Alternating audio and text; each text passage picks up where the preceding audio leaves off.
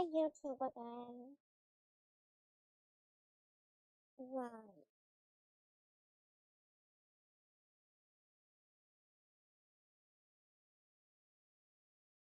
Alright, so this session we have chosen that we want to fight bandits. So let's move the party. I'm gonna let you guys choose which node that we move to though. It could be any of these three.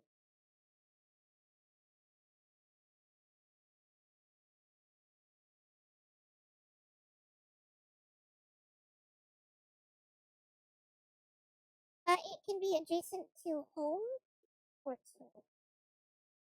So it can be one of these two.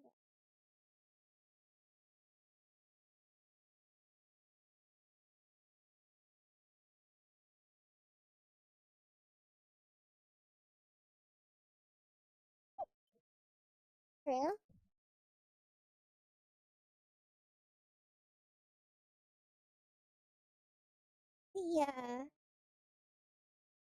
The goal is to assassinate all three of the heroes, which are the nodes that have the crowns. But keep in mind that the nodes with the crowns are they're difficulty 4, maximum difficulty.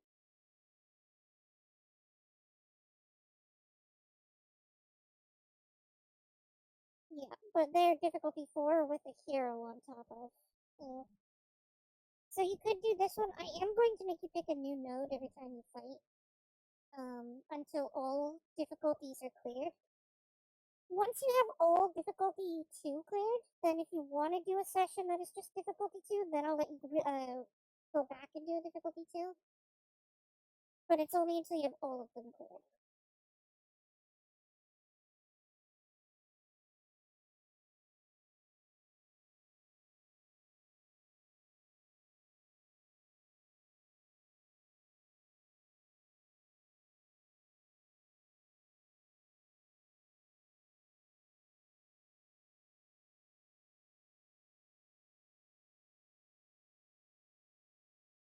There we go. So, yeah, pretty much. I mean, I used this is literally the star chart. I used the star chart as reference. So, now we get the build phase. You guys have your list of resources. I'm just gonna make it up as we go. So if you want to like make a workbench, oh wait, I forgot that MDM gets everything.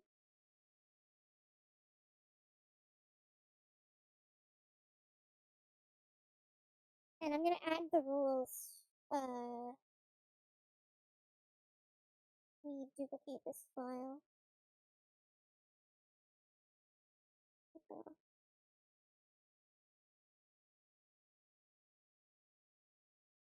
You should be able to see resource stockpiles in the it's the third button on the top. The journal.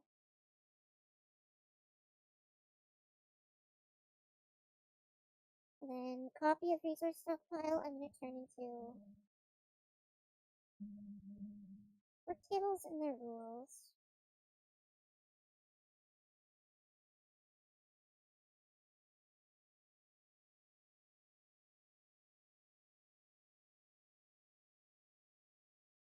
No. It's just however many power you have at the end of the mission is how many times you get to use it, but it doesn't spend any time.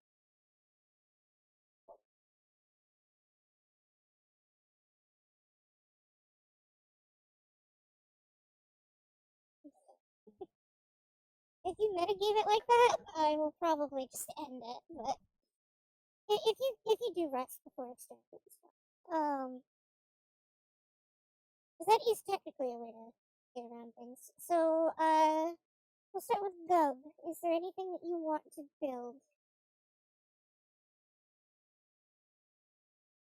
Any imagination? Yeah. So the workbench. Go roll me a d4 and a d3.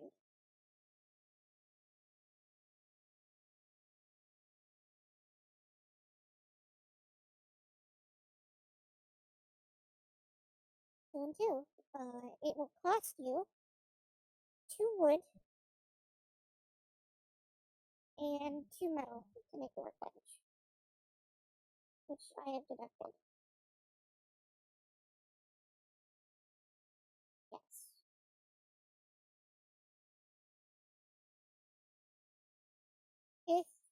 If you want to,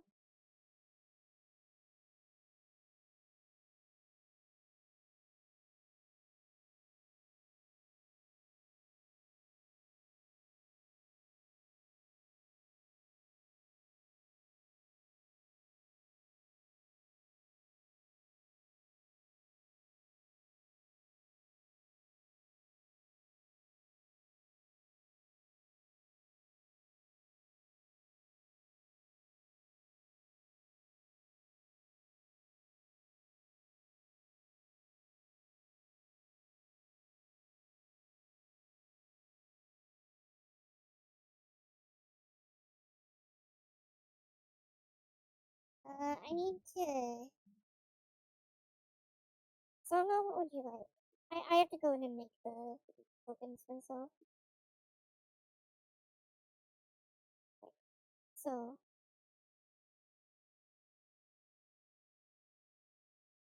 yeah. So you can make like an alchemy table. You could make a potion stand. You can make beds so you can rest. And I will make rules associated. So you're gonna make bed? Do you want to make one bed, or do you want to make enough beds for everybody at session currently?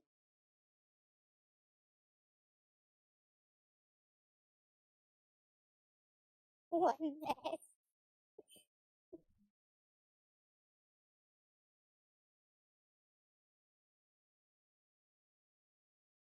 It will cost you more in that case. Obviously, because you're making 3 beds. It'll only be for anybody that is in the session.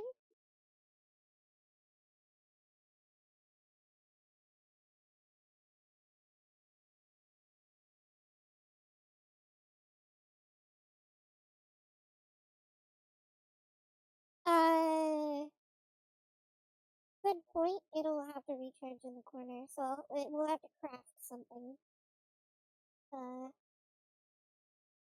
And I'm gonna say that Alice, because I'm the DM, I'm gonna say that you guys can direct Alice to craft things. So you guys get to choose what Alice makes.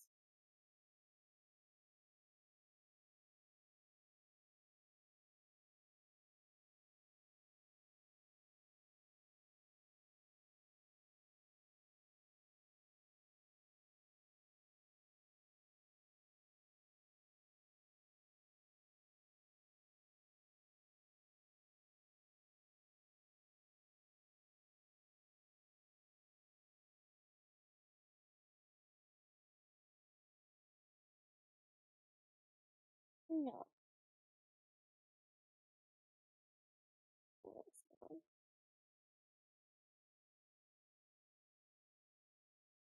Oh, the every time you craft, you'd make one potion. It'd be like 1 to 1.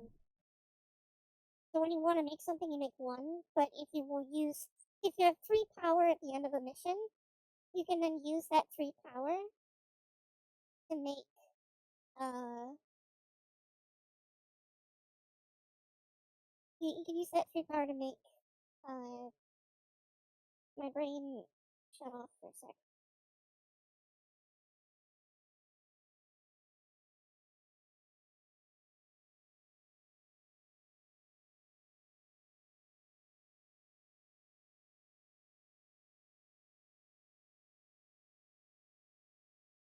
Uh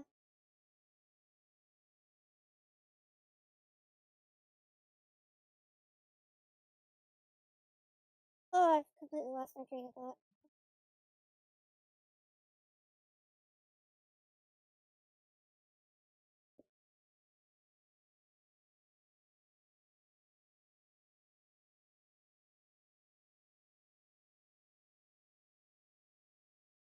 So, if you have 3 power at the end of a mission, you can do 3 attempts of a craft. Which, like, if you wanted to make healing potions, you can make 3 healing potions. But again, I'm gonna stick rules to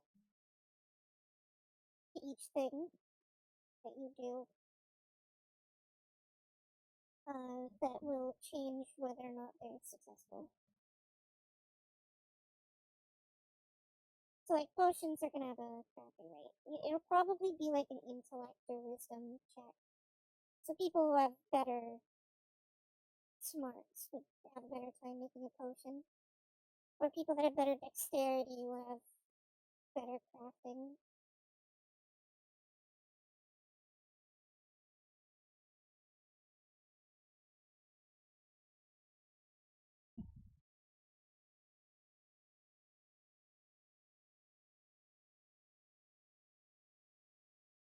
Uh,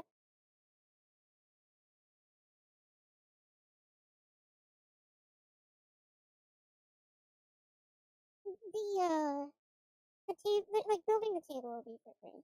It's fine. Like building the actual furniture. Yeah. It's just using the furniture we'll have to check.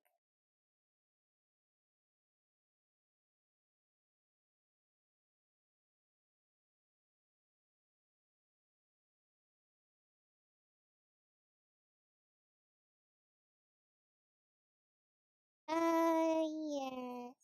In a moment. You need to roll, uh, oh, I just made a line of workbenches instead of what I wanted. You need to roll 2d4 and 2d3.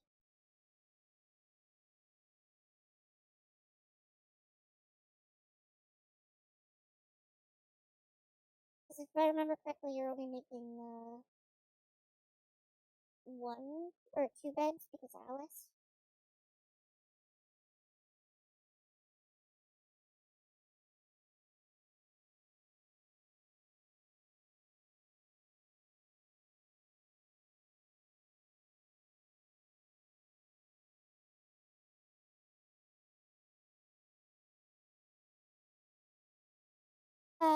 The D4s are for the wood consumption, and the D3s are for the metal consumption.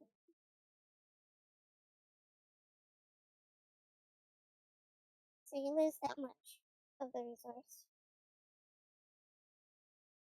Pretty much.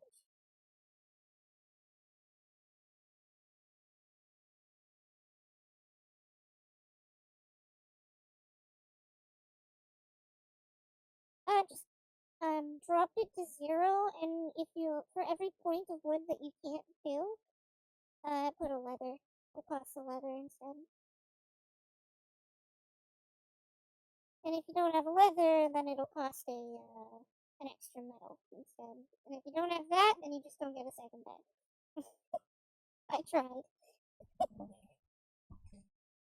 I tried to throw you a bone.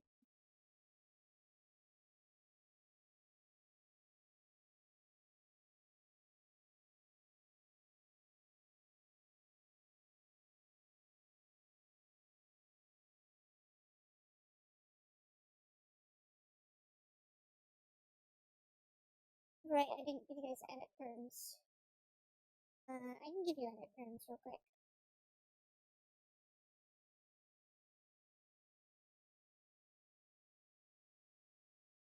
Can be edited by all players. There you go.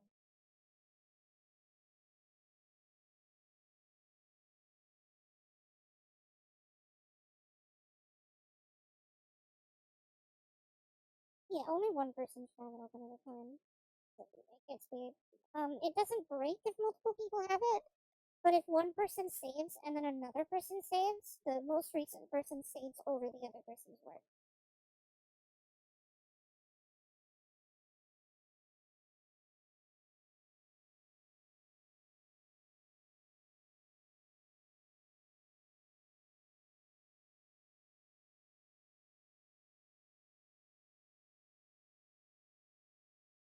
I already deducted for the crafting table. So you only deduct for the beds.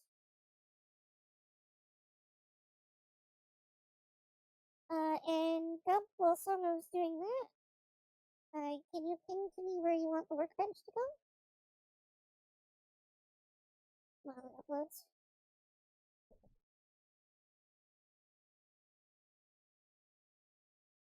It's loading. I don't know why it's taking so long to load. And let me... I'm gonna resize it. It's not meant to be that big. I think it's meant to be by 2 by 3?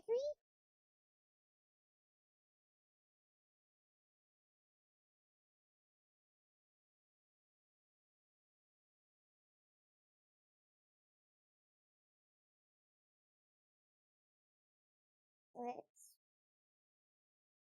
kinda like...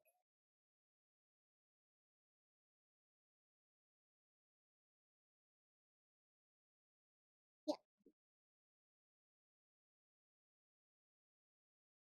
I think that's good enough for the workbench.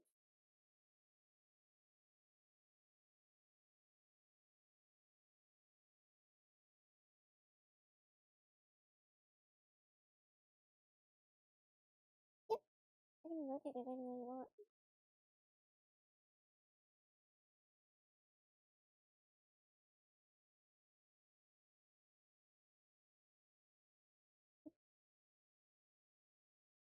Here, Gub.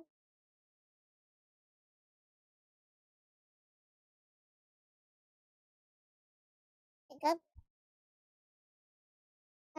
If you click on it, you're able to move it now. Should be able to. Okay.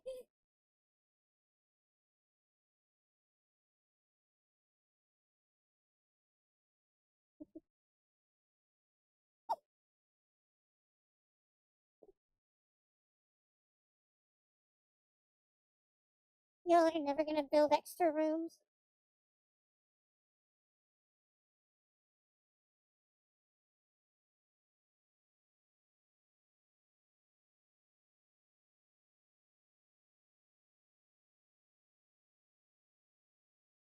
Unfortunately, you can't shift it down once.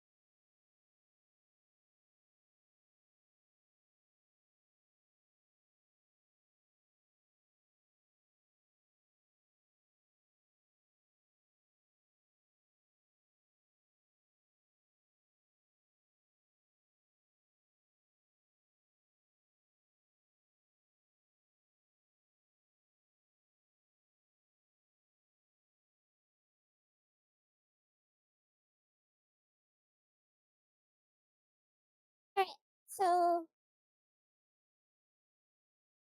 I have put the rules in for the workbench.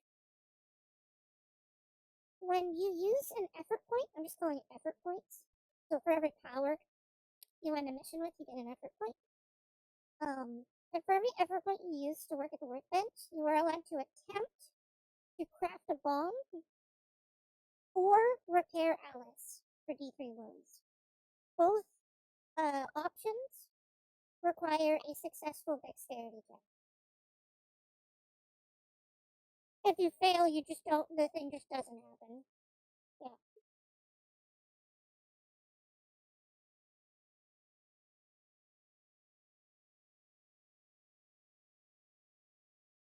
Yeah.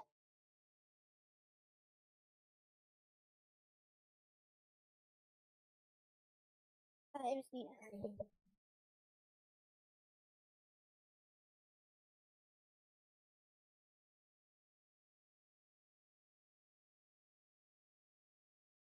You won't.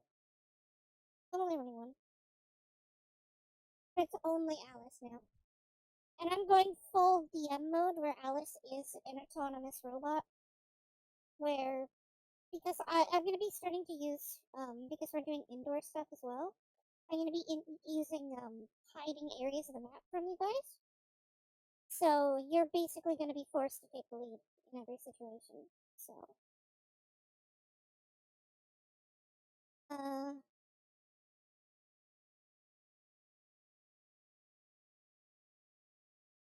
it's taking a minute to load, and I don't know why.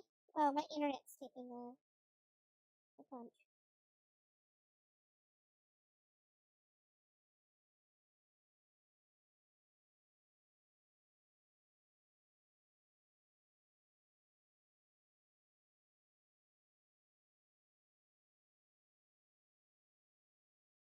So,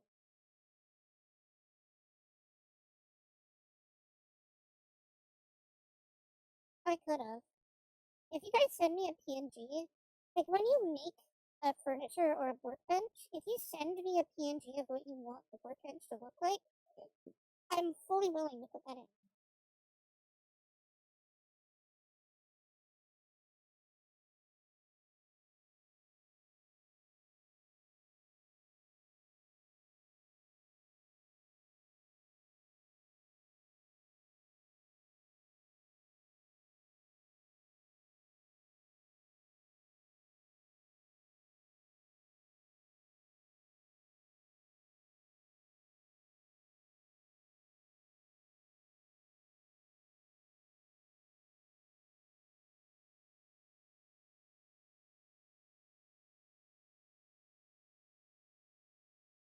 Okay, so beds, beds, when you choose to use effort on the bed to rest, you must use all available effort. If you do so, all your power is restored to full. So if you end a mission with 0 power, you go straight back up to full. And Songo, I'll give you guys terms to move the beds around out here. So where do you want the beds? Oh, I just clicked all players, so both of you have the power.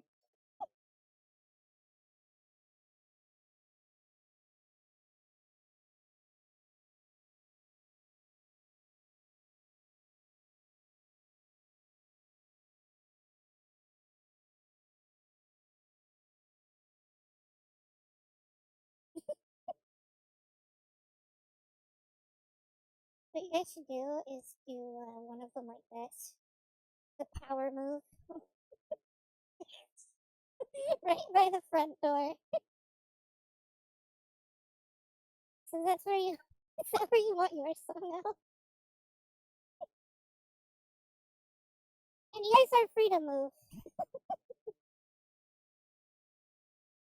Oh, you're trying to sleep while somebody's literally hammering at the thing. Oh, I also forgot. Crafting stuff does take resources. Crafting stuff does take resources.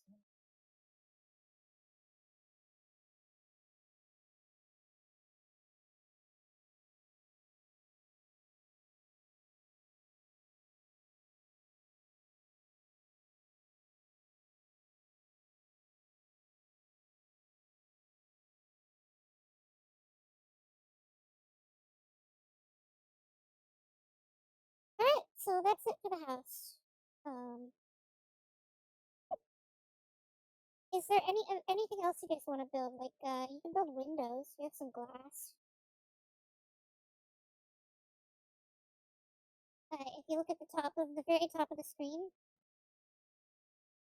Oh, planks. I forgot. You need to make a wooden saw. You don't have planks.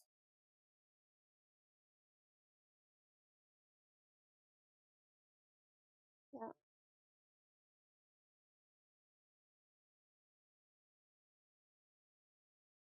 Why are the beds like that?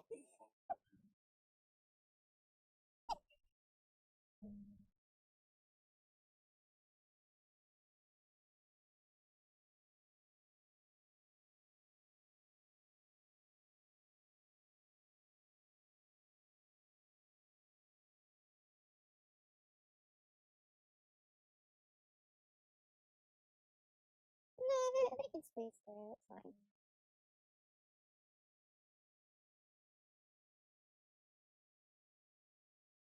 Hmm. Alright, are we ready to go to the battle map?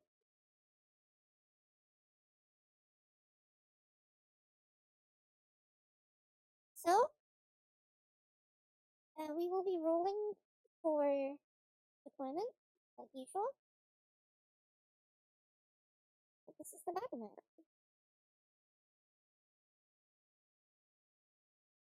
Actually, I should probably reveal some of it. Not a lot of it, but... Oh,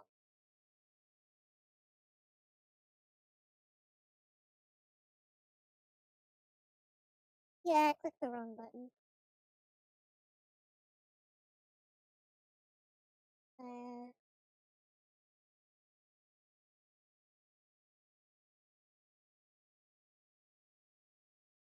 yeah, don't worry.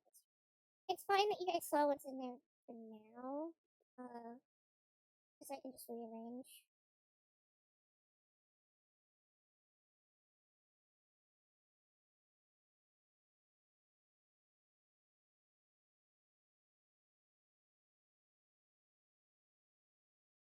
But I just wanted to change it so you guys can see at least a little bit of the outer wall, because I realized that I had hidden literally all of it.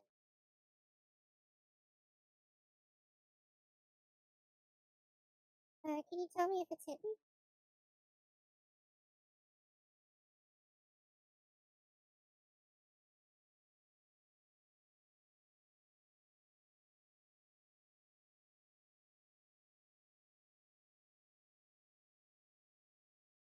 Good.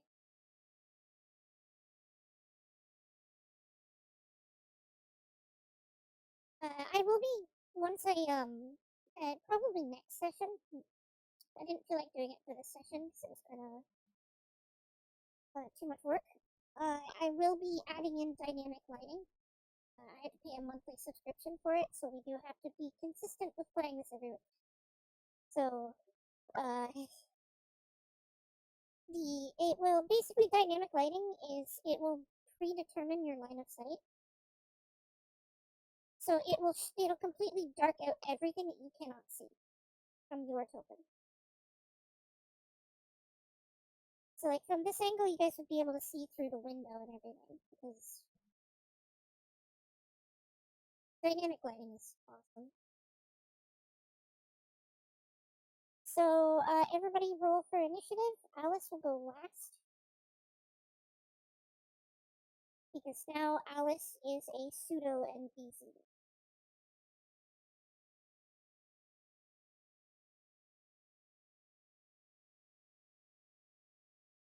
So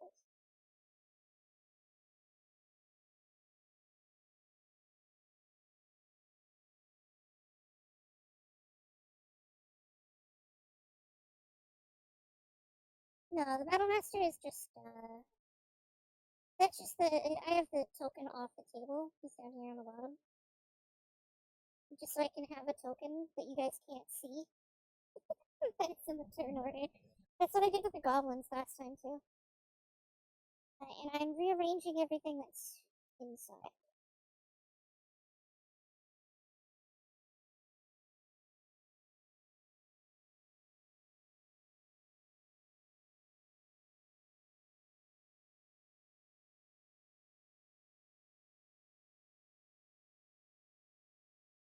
Actually, speaking of, let me check. Do you remember the D100 that I had you roll at the start last time, though? I need Songo to do that now. Songo, it's your turn to roll a D100. However, we failed last time for whatever this check is, so you need to roll a D100 plus 1.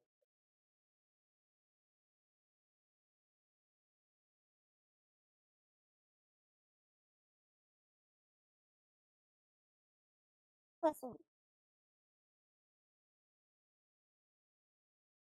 That is another fail.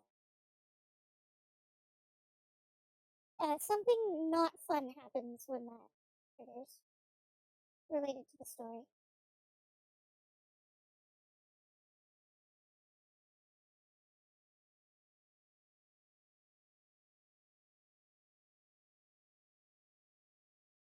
And you will see eventually.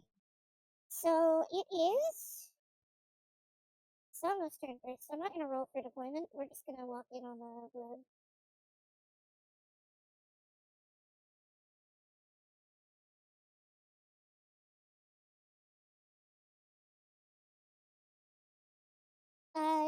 Just 6. As long as you're touching the road, you can go up 6 inches.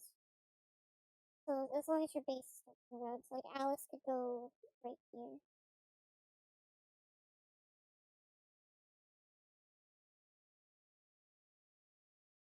Yeah. So from any point on the board edge to yeah. So Alice will stand there. I will say, because Alice is now becoming a pseudo NPC, if you guys want to issue an order to Alice, she will listen. Sometimes. So, Gub, you have Swift, Alice has Swift, and Songo, your Angelic for the next time it would trigger gets +1. Because we learned it only works the one time. Also, we're all damaged, so Songo might need to heal us. Alright, Songo, your turn.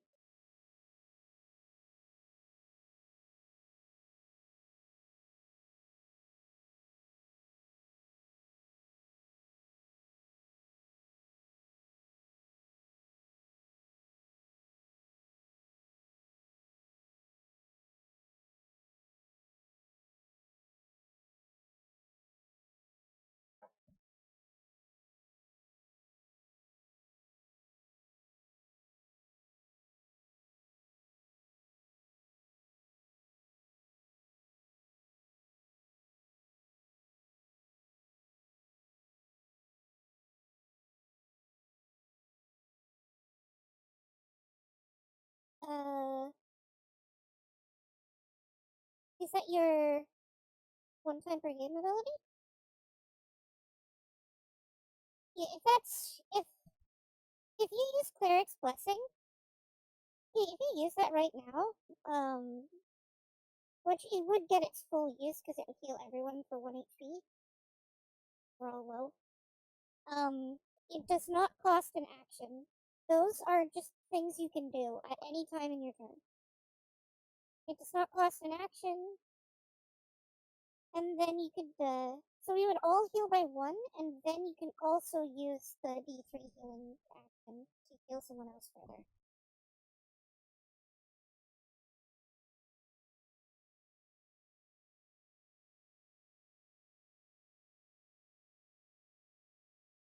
I have that one.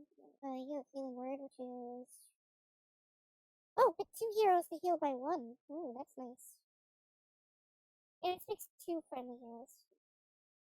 Yep, and you can select yourself. I'm also going to give that the same stipulation that I do for spells, where if it's just you standing alone, you can heal yourself for 2. So if you're standing, like, if there's no one within 6 inches, you don't lose the extra one, you can just place it on yourself. So, if you want, you can roll your will now, and, roll your healing.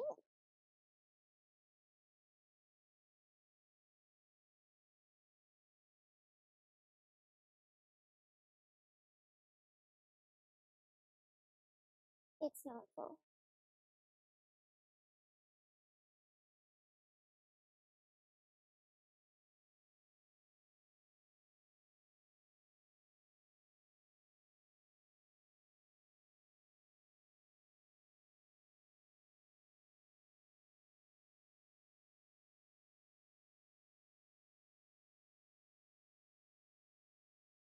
Gonna let Alice go forward, I suppose. Right, that's your turn.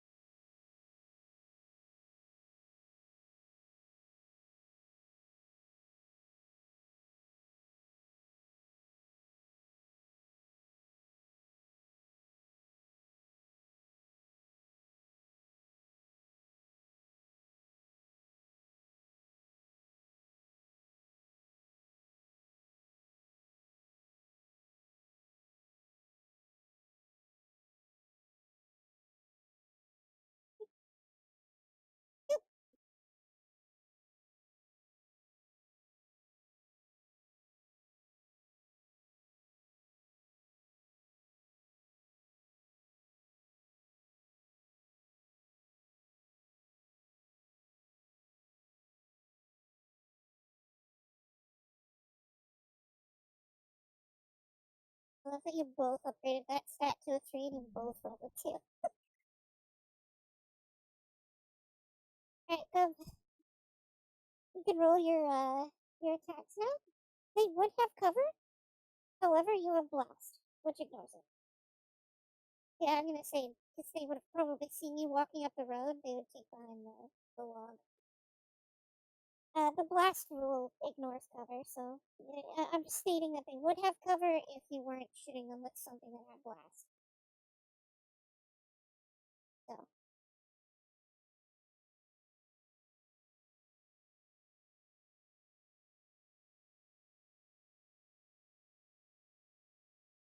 But they die.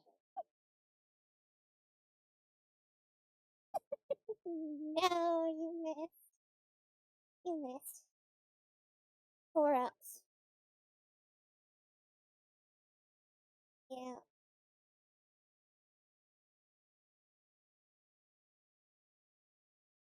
Yep, they'll get +1 defense. Does it have AP? Do you have any AP on that? And they get a total of a 4 up save.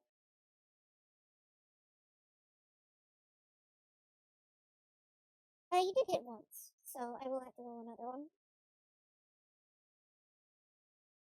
So 1 wound, one of them dies. You managed to hit one with the axe. Anything else?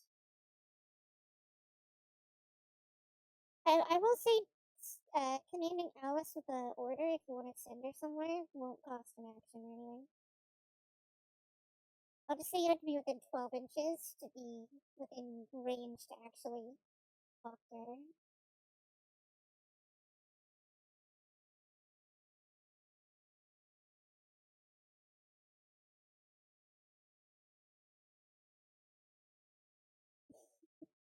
Alice, smash! Yeah. So if you, whatever command was given to her last will be what she does on her turn, if she listens.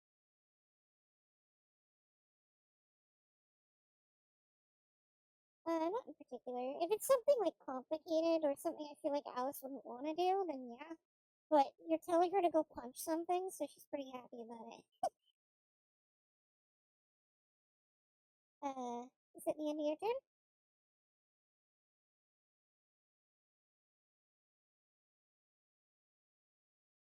She actually cannot charge. Just out. And then it's the NPC's turn, which Alice gets charged. The enemies within the hidden area, I hope you can't see my measurements. Start moving around.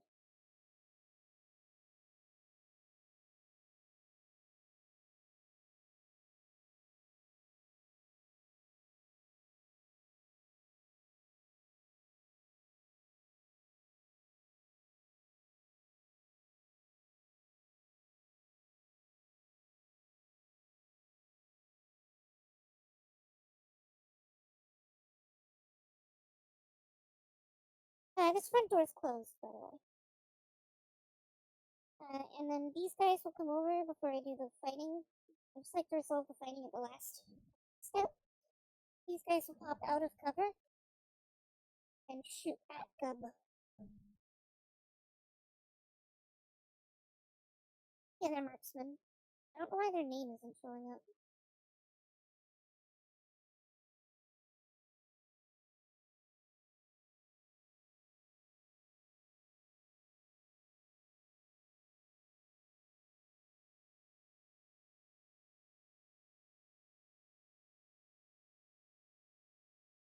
Yeah, it was just the marksman who didn't have the name.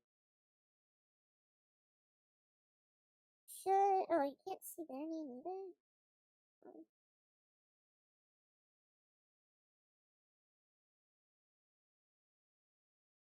I did set that. I don't know why they're not...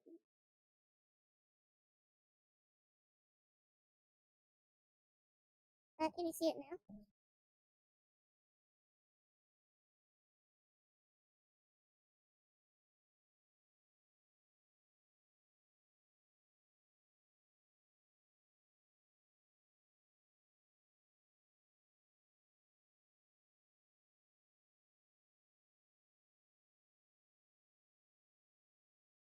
So the 2 attacks from the marksman. They need 5s, I believe.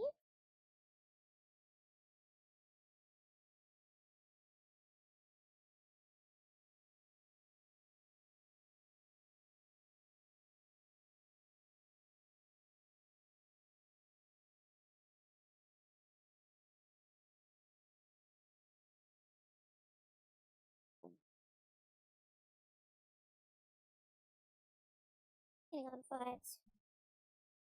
Yep. They miss anyways. They're not very good. Their fracture gun is pretty great though.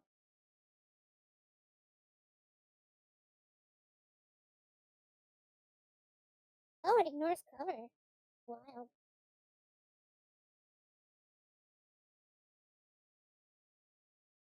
And then you fight with Alice.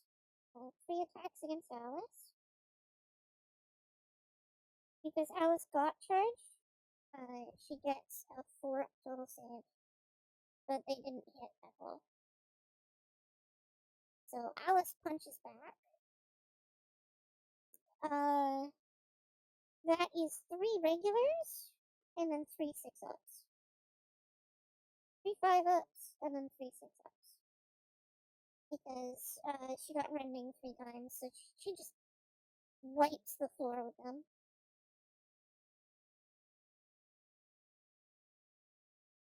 And then the hulking monstrosity will look at Dire Mood and just give him a thumbs up. Blood-soaked claws, give him a thumbs up.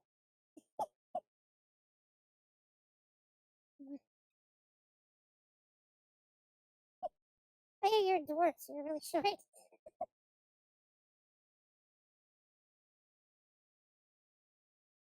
Alright, so alert goes up by 1, and then it's Solo's turn. Oh, I forgot to roll for mission. I just realized. We're gonna do the primary. I'm just gonna do the primary where you kill all of the first wave to pass the primary. In fact, we're gonna do assassinate. I'm gonna change that. You have to kill. There is a character on this map somewhere. You have to kill him. He's your target.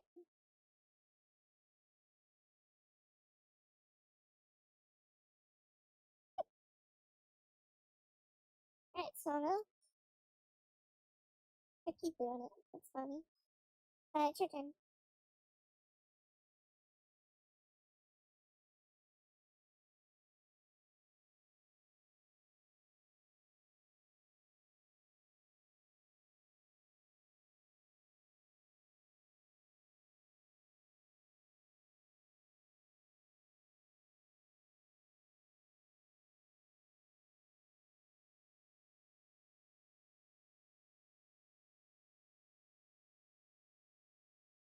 So they need to make 3 6-ups.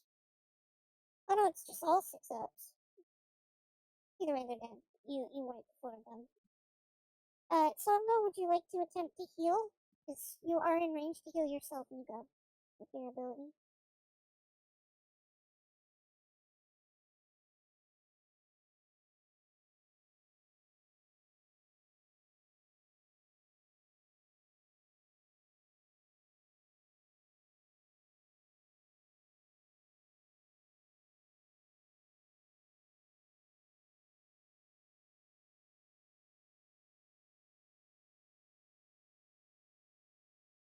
Okay, go your turn.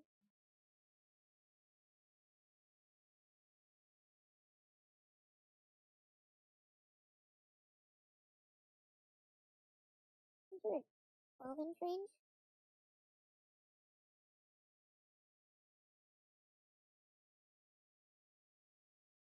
No, inside the building is not difficult terrain. The last game's difficult terrain was just because they were full of rubble. This is just a normal house. It will be difficult terrain if you try to like climb over a table or something.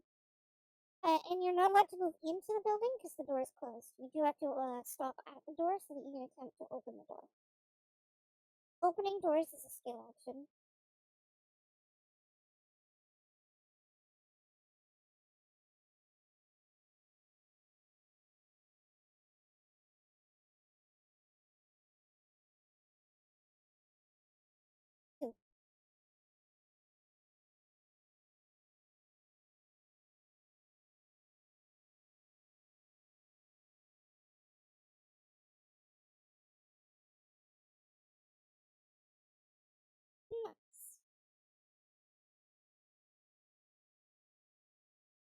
No, you're only allowed to do an additional turn once, but you still haven't used the skill action, so.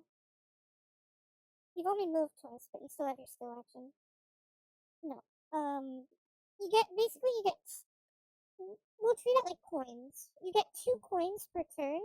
One is a silver coin that gives you an action, and one is a gold coin that gives you a skill action. You can spend 2 power to buy an additional of one of those 2 coins, but you can still spend the other coin. So if you haven't done a skill action this turn, then you can still do it. So you can still attempt to open that door, and then command Alice to just throw herself into the fray.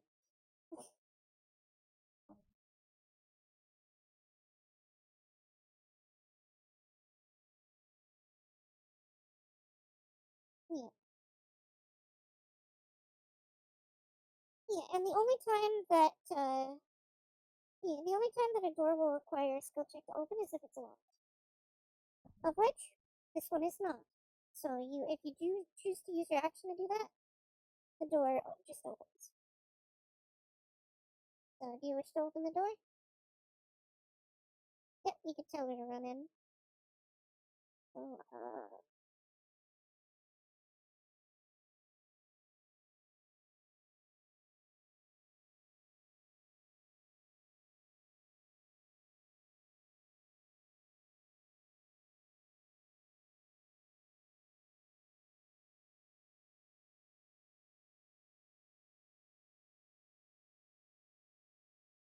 currently painting out what you guys can see.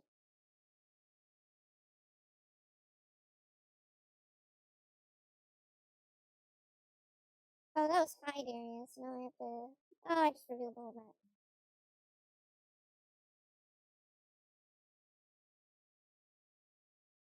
Oh, you guys open the door, it's fine. I messed it up. They've changed all the controls for this, so I don't want to redraw it and move everything again. That's why I'm messing up with it so much. They changed everything. So, next week we will have dynamic lighting. So it'll have your line of sight just dynamically imprinted into it. So I won't have to reveal or hide anything.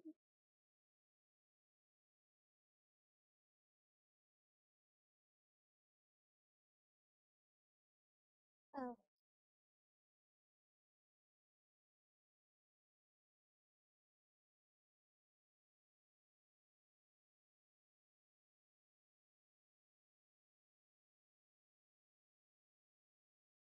No, I don't. It's just it's faster to recreate them. Otherwise, I have to go into the settings of each individual token and change the settings from there. For like the captain here, it doesn't matter because there's only one of them.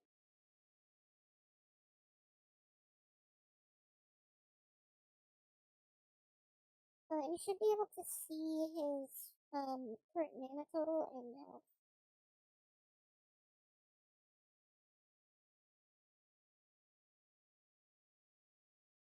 He is the character I spoke of. Is that the end of your turn, Deb?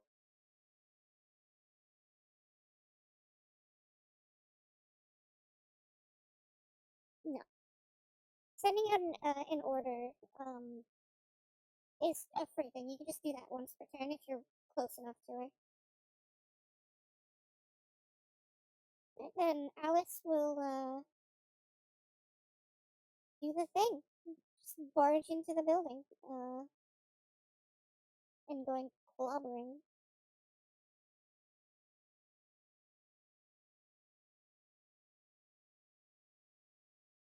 4 successes, 2 of which are 6s. I think I'm AP1 anyways. I guess I don't have to worry about rending.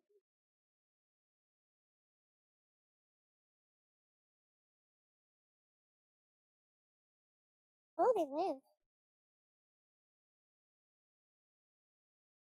One of them does.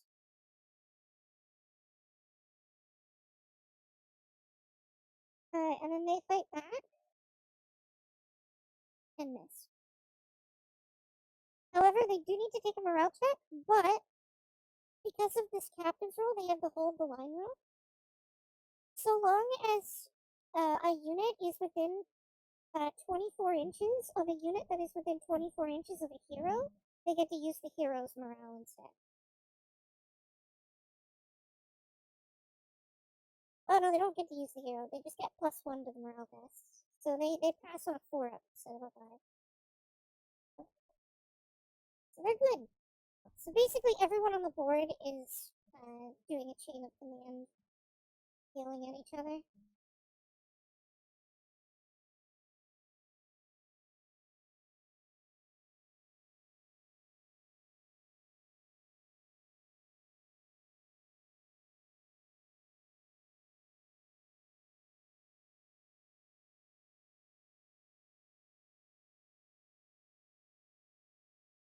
Uh, then I think that's it for Alice.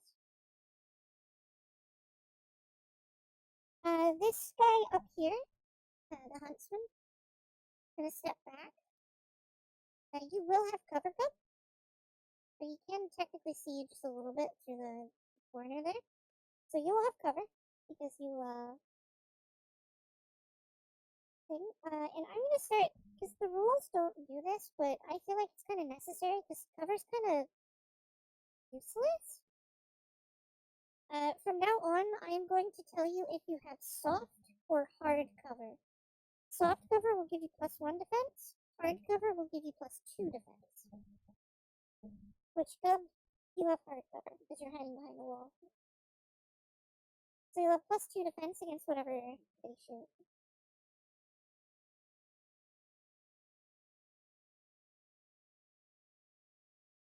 So he has stealth, but he will shoot 3 times, hitting on 5s.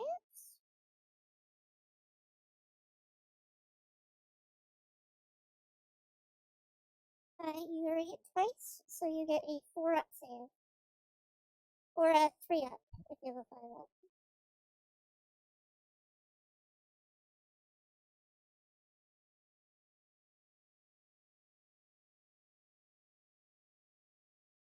Yep.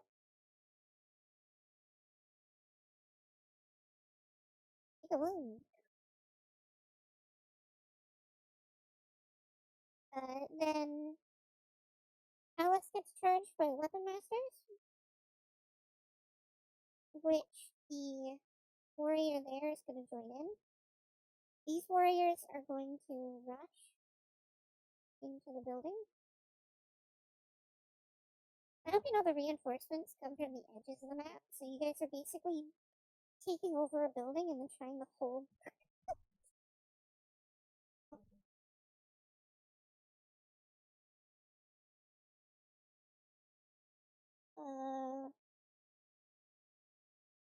The captain himself is going to step forward, unafraid. Technically, he can see Alice, so I roll a d6 to see if he can cast a spell.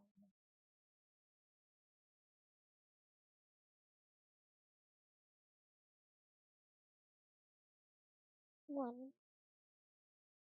So he will cast Aura of Heroism. Pick up to 2 friendly units which get Hold the Line boost, which gives them an additional +1 to morale tests. So, because of how casters work for the NPCs, he uses all his mana to do that. And it does go off with a 5. So he's gonna pick these guys. And they are gonna have a morale boost. I don't know which token I should use for this. This one will do.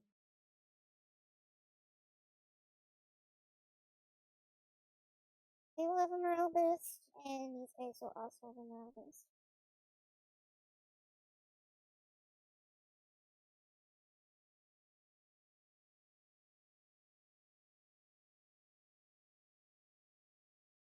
And these guys are going to continue sneaking around the building because they don't know that you've just rushed into the building.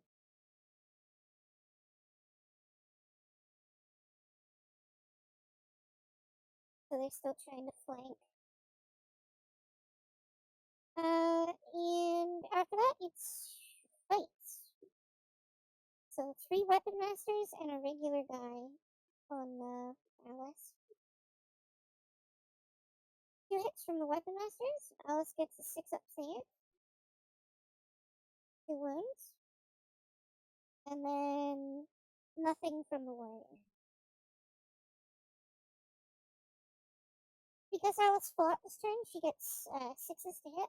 Actually, the warrior would have had 6s to hit. He missed anyways. And she's fighting the weapon masters. He does not hit.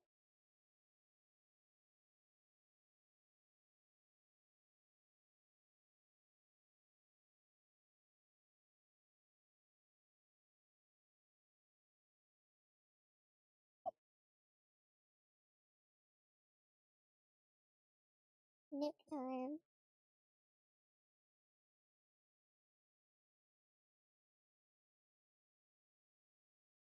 I believe that's Songo's turn. Which means alert goes up by 2.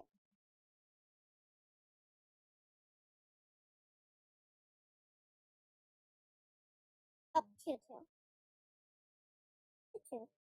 To 2.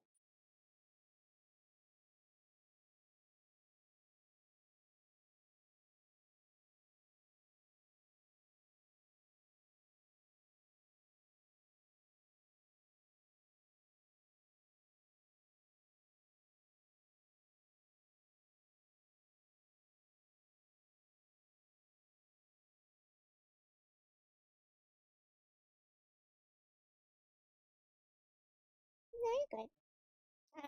It's not that big of a deal. Would you like to attempt to use your healing?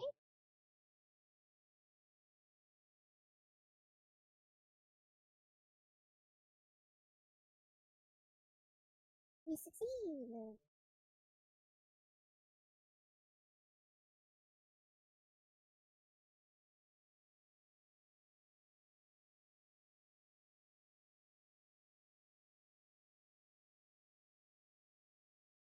Dub, your turn.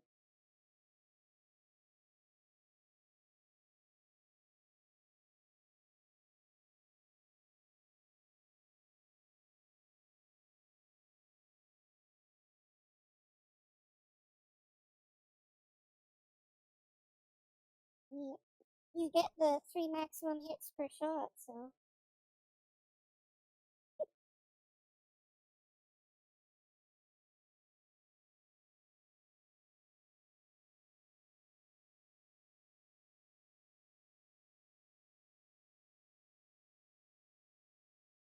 You good? So it doesn't cost anything.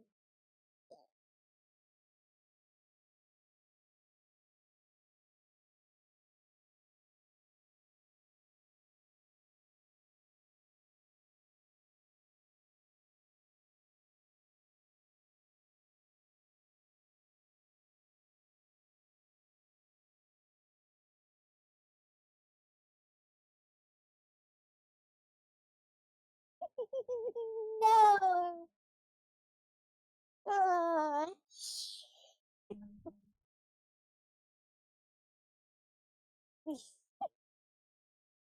You basically missed, and the explosion's going to hit the back wall.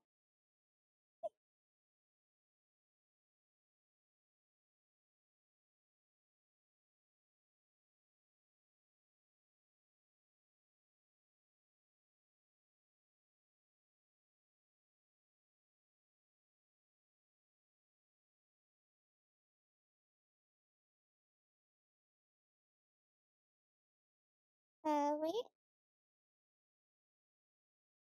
How far away are you? Total. Okay, you're just in range to ignore his stuff. If you were 1 inch off, you would have had a -1 to hit.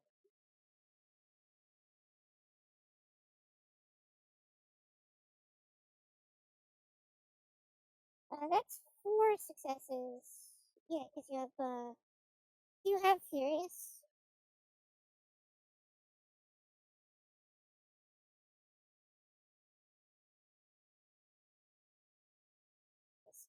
Relentless is the word I was looking for.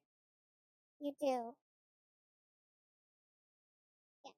Models in this unit, Artificer. This model and its unit get Relentless.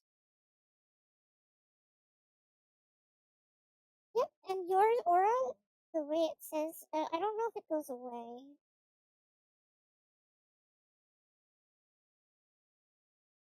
Oh, it does that with all of you. So yeah, it does go away. That's a glitch right now where it's showing the rule as if it were an NPC rule. All auras for heroes go away after the first wave. So either way, that's still 2 hits, which triggers superiority, which becomes 4 hits, which trigger relentless, which becomes 6 hits.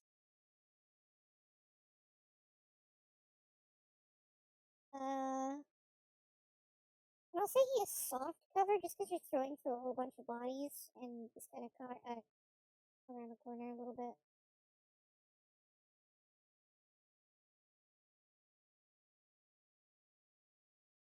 So he will have a 4-up save. It takes 6. 4 up. No, he dies. Nail him in the forehead and he dies.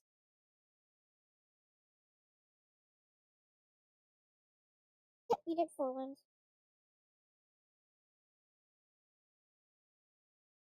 Yeah, he's blocking 2 and he found 4. Yeah.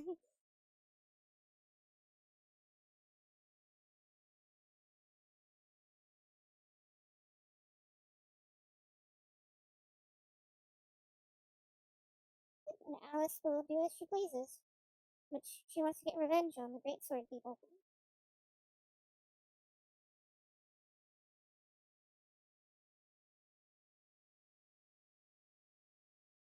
She hits twice.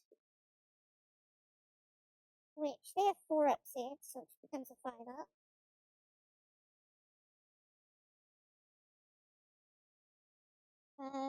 They pass one, so she manages to kill one. And then they fight back and miss. But she didn't kill enough to force a morale check. Then it's the enemy turn. This guy is gonna charge Gub. Weapon Masters are gonna charge in with the warriors. This guy gets a mana. And he steps forward and he shoots at Sano.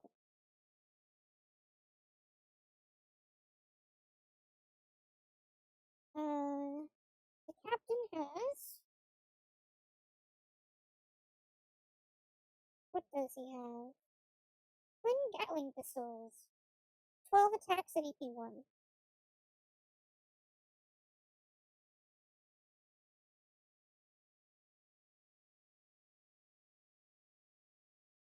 And I think he's sitting on 4s? 5s. 2 hits. So 2 6-ups. Re-rolling into 5-ups, and then your aura goes away.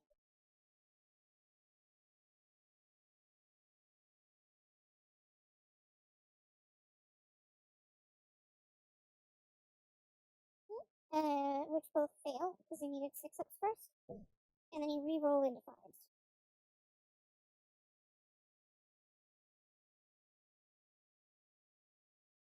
Yeah.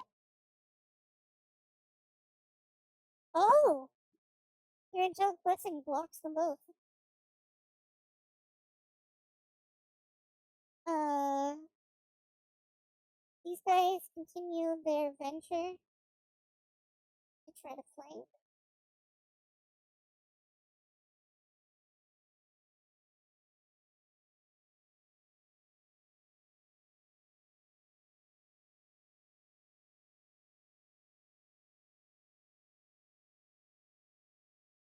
And then we do this combat.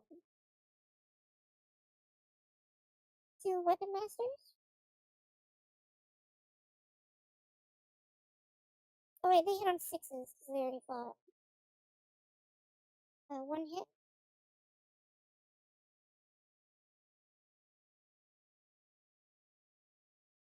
And one save. Alice blocks it.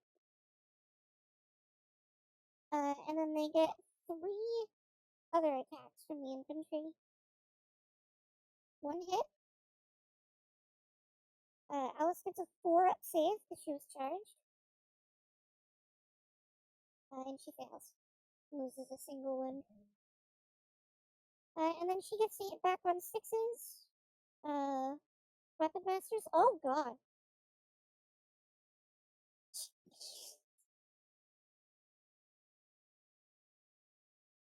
Oh, so are the Weapon Masters. They still die, but like, look at that.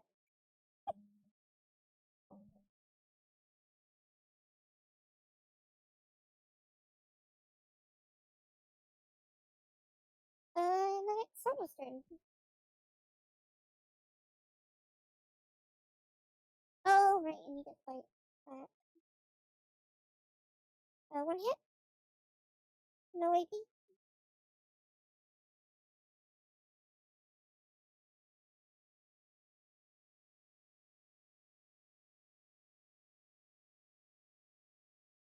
Yep, and then you punch him back.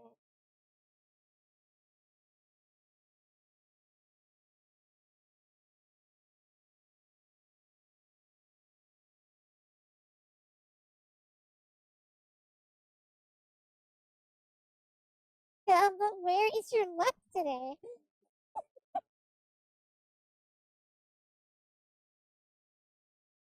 Alright, so they're not your turn.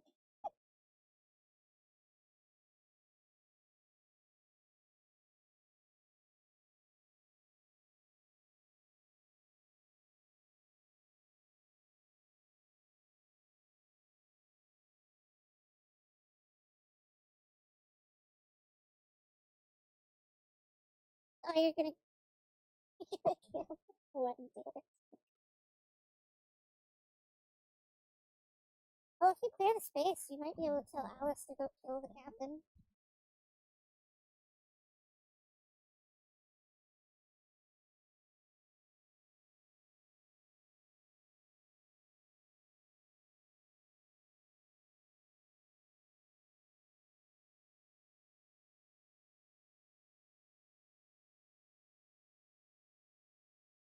I will make that be a roll.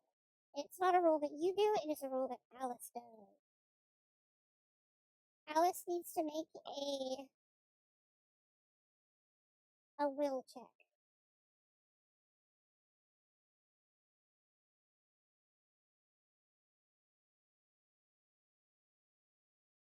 No, Alice does not care. She ignores you. If she wants to ignore you, there's a very high likelihood she's going to ignore you. Yeah, so no, that's a lot of hits. Oh,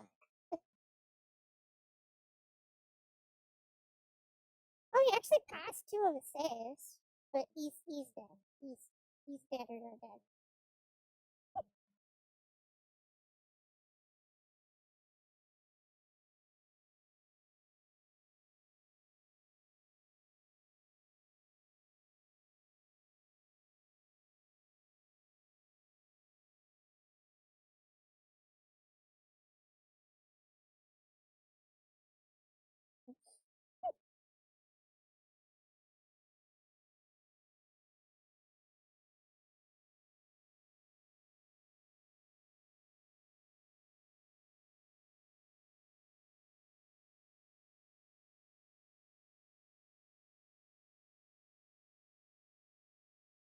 Oh, I read it wrong.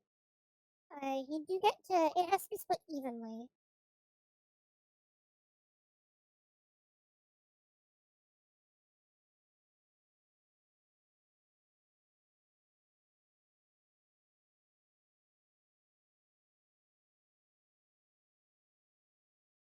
Hits must be split evenly between all enemy units within 3 inches of any model from the target. Players pick how. Okay, so if there's like an uneven, it's split evenly. But if it's like if you get 9 hits and you hit 2 units, you're allowed to pick which one takes the 5 and which one takes the 3 or the 4.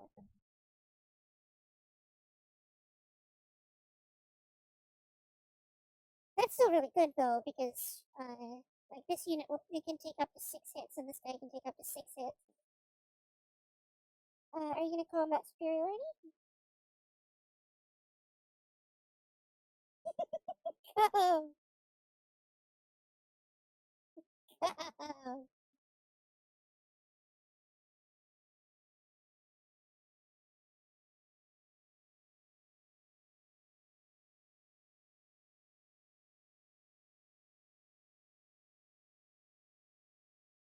oh, you hit, which becomes 2 hits. Which is 6 total. Yeah. Relentless triggers an extra hit on a 6. So you only get the one extra hit, yeah. Oh wait, Relentless would also get combat superiority. That's weird. So you get 6 total hits, which means 3 go on him and 3 go on them.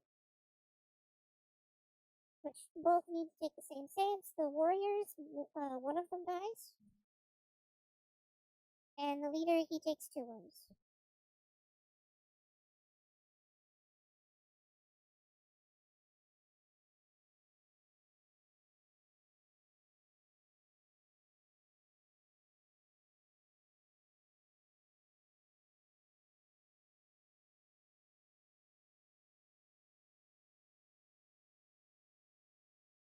Regular.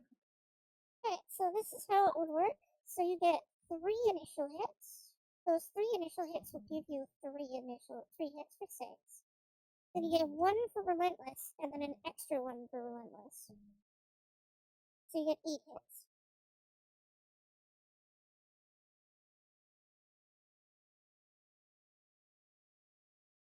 With no AP.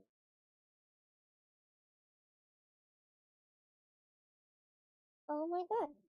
You kill him.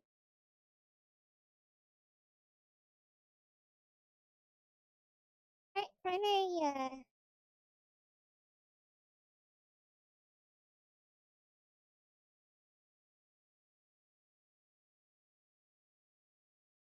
So I gotta bring up the rulebook, because now, Gub rolled me a d6. So we need to put it down the secondary objective. Because that's primary completed.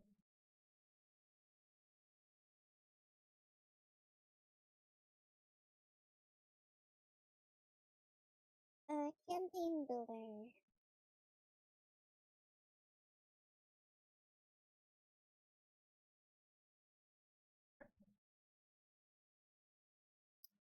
Secondary objectives 5. Scavenge. Place 2 objective markers within 6 inches of the 2 corners of the closest one.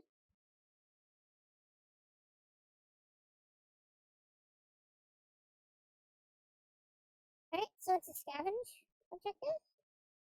And I'm not gonna follow the rules of the thing for placing the objectives. I'm gonna place them myself. Where I think they would make sense.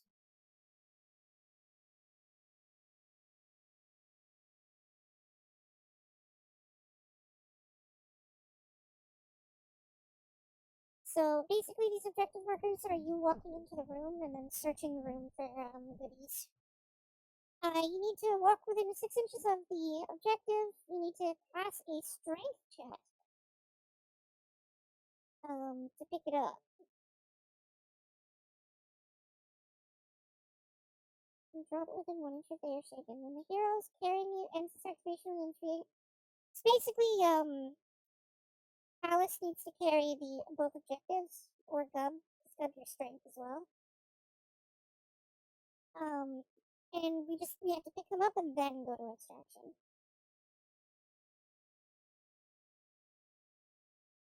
Alright, so Alice turn. I think. Good. Do you have anything else you want to do?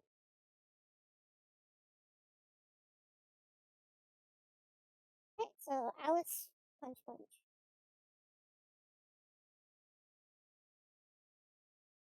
Which, because she fought in the enemy's turn, she hits on 6s.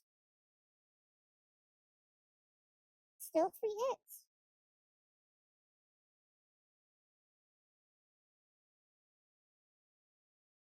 and they die. And then it's the enemy's turn. Songo gets charged. They can pile in. Oh no, not Songo, Gub. I don't know why I thought Songo was still outside. Gub gets charged. They're flanking Gub.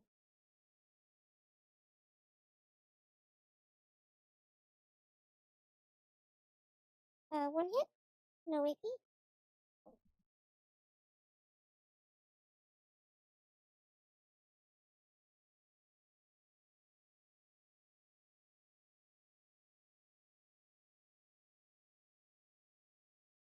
Then you get to fight back.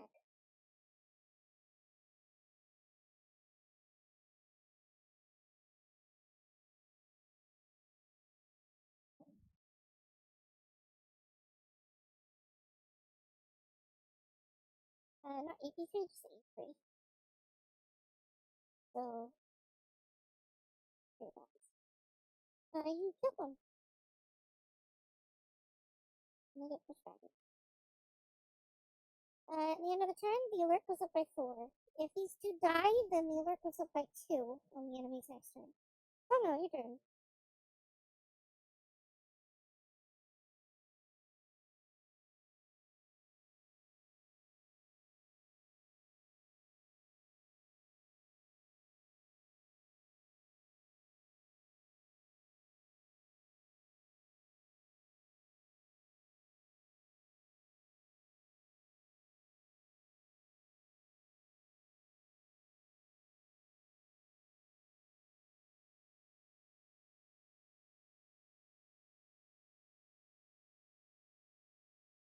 You do it for free.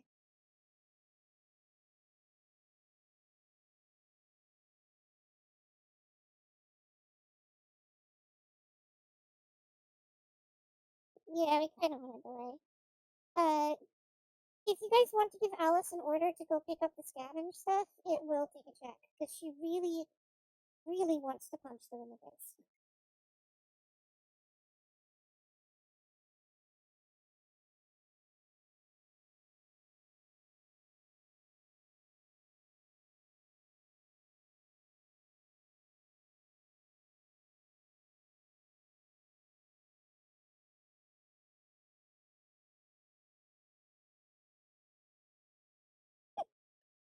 It's gonna nuke them anyway. Yep.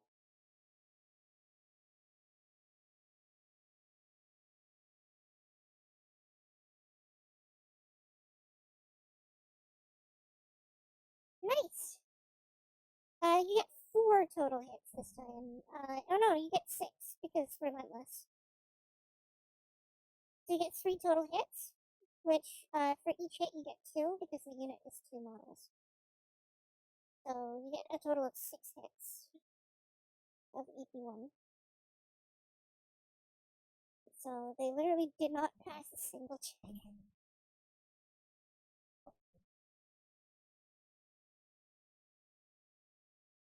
Yep.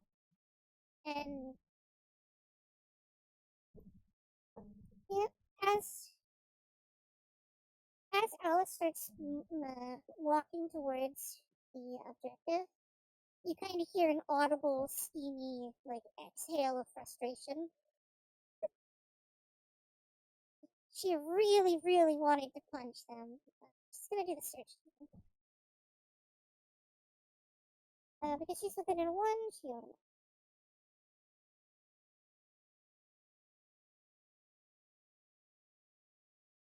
I'm rolling 2d6 because I want to see what that is. It's trapped and it's a 4.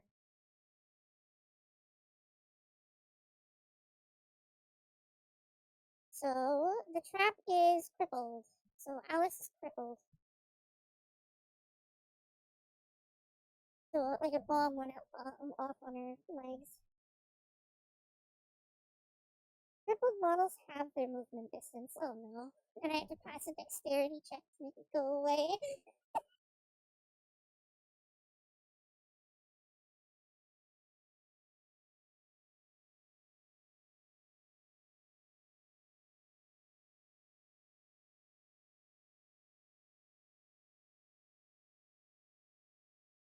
Right, So for this next wave, I'm gonna do a custom wave with 500 points instead of the usual 370. Because this is gonna probably be the last wave, because we're gonna be heading to extraction soon. I'm doing this because I put the main objectives so close together, and we're in a building where we get a lot of recovery time.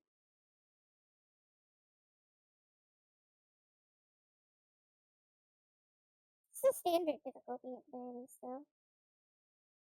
So, Gab, if you could read out the units for me.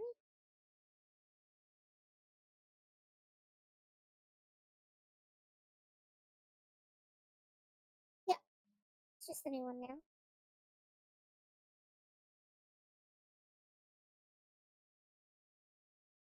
Mm.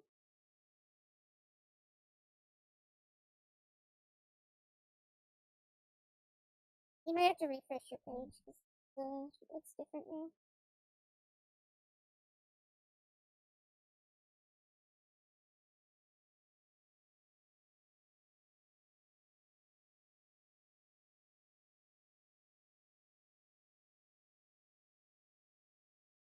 It should say 500 out of 375.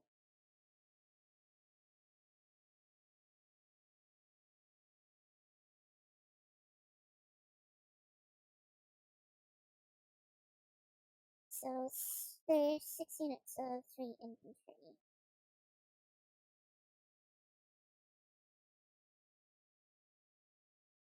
No, it's okay. There's not much you can do about it. Uh,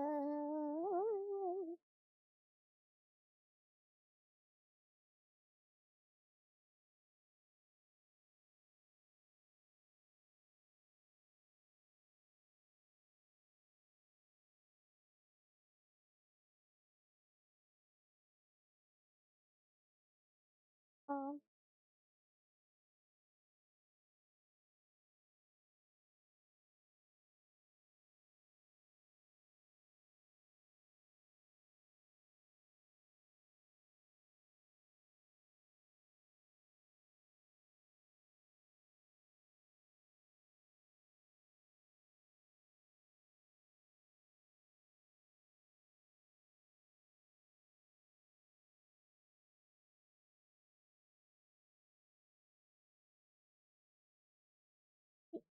and then it's 4 marksman units. Keep in mind they're coming in from the sides of the map, so you guys have the whole building to plan ahead.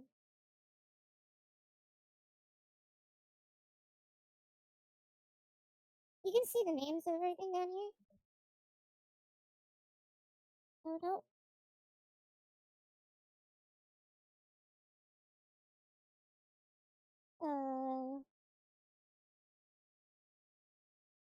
Uh, horseman, marksman, and 2 mercenary hunters.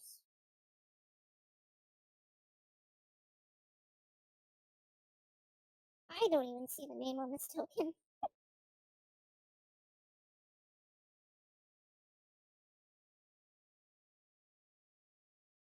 No, I already fixed it.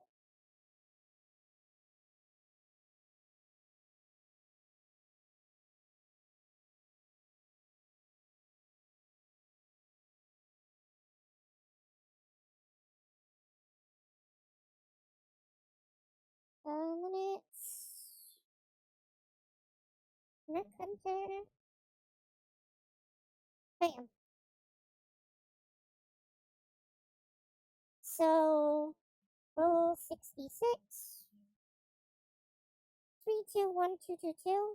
So 4 of them go to 2.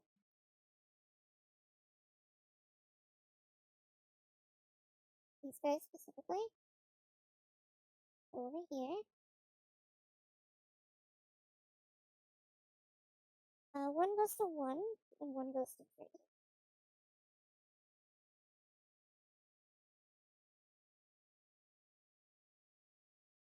So what this wave's lore is, these guys I'm not gonna roll for, they're coming up the road.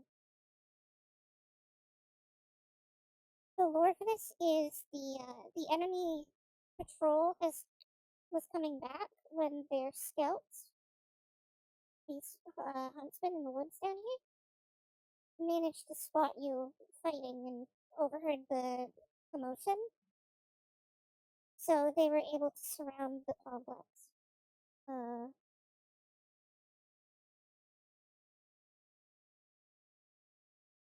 yeah, so that's why they're all spread out on different corners as they're trying to surround you. And for the shooters, they're all going to deploy in the same place because I want them to stay together.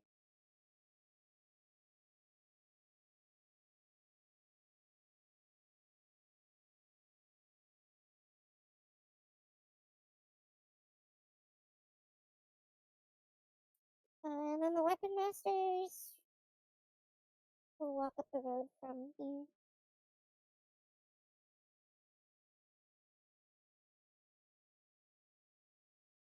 So our goal is to pick up the objectives and then run to a corner of the map.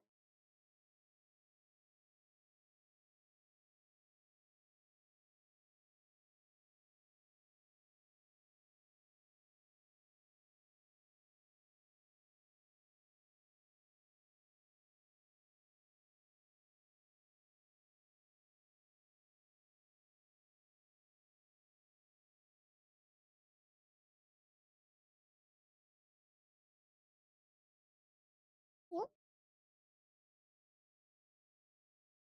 We immediately lose those now. Because it's as soon as the second wave spawns that we lose them.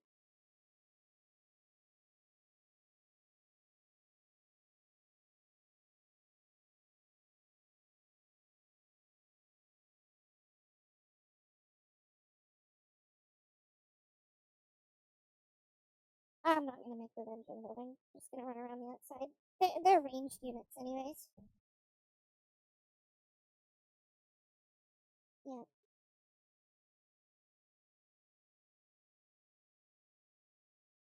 They're a 1 unit of 3. They do not have tough.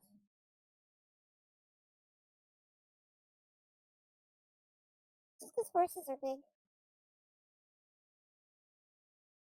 They're basically the marksmen over here, but they have a horse.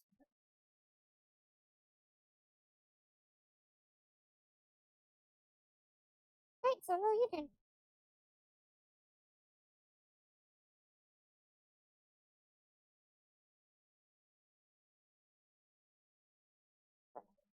Keep in mind there's a whole bunch of shooty people on the outside here now, so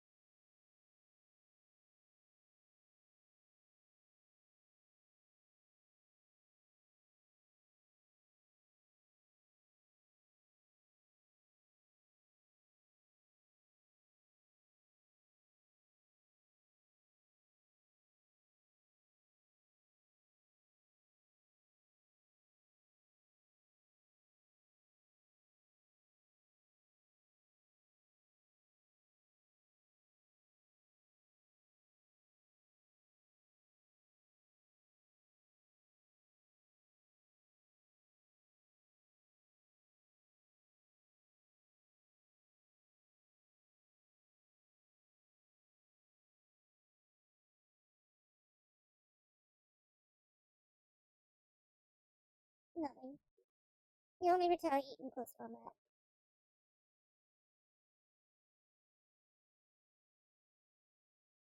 Kind of like a, if you punch me, I get to punch you back.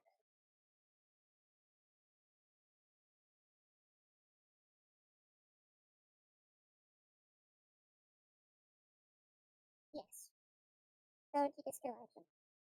And it would take an action from them as well to open the door. It's free though, because it's not locked, so it would just be a normal action to open it or to close it.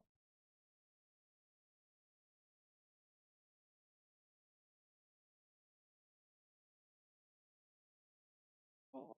So I'm just gonna draw a pink line here. That's the door.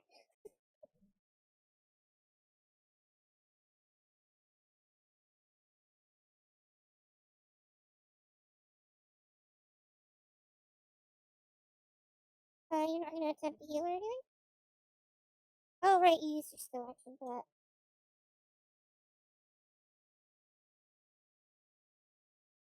Go home. Sago! Sago, you're standing in their home. In their home!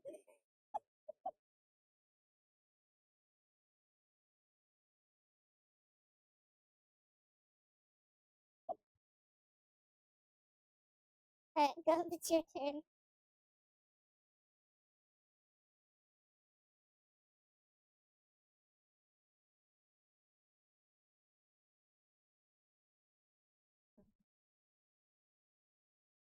You have a... Yeah, you have a room to breathe. If you go to the window, you will both have heavy cover, and you'll be able to shoot next turn. You shoot out the windows. Which is funny, because it means you have to stand on the table to shoot out the window.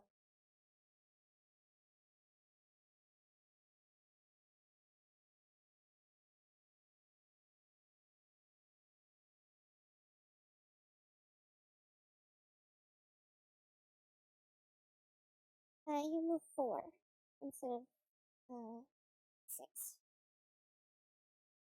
So it might be better just to rest for now.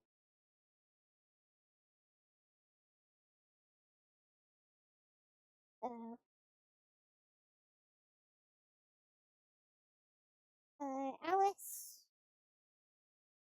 she gets to make her attempt to shrug off crippled. She does not.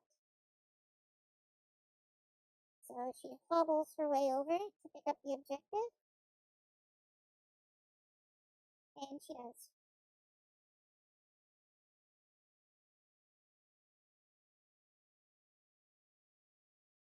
And the enemies, the horses,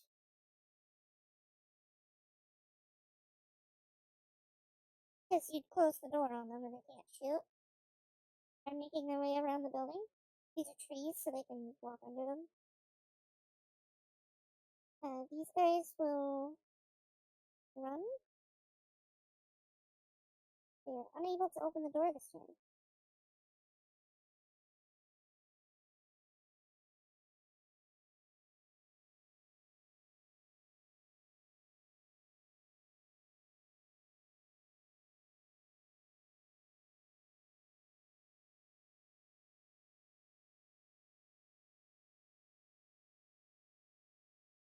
So here's the big problem. Alice is such a big hitbox that every single one of them can see her. She will get heavy cover though. And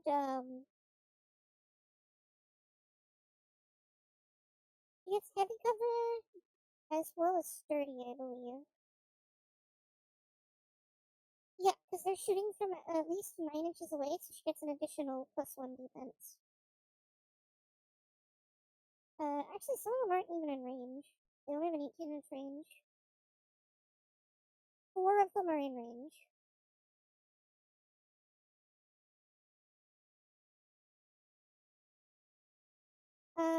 Two hits, one of which has AP 3 instead of AP 1.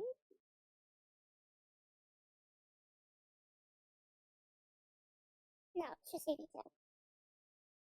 So Alice's save is 6 by default, +1 for shield, so 5. Sturdy, heavy cover, AP. 4 up for the one with AP.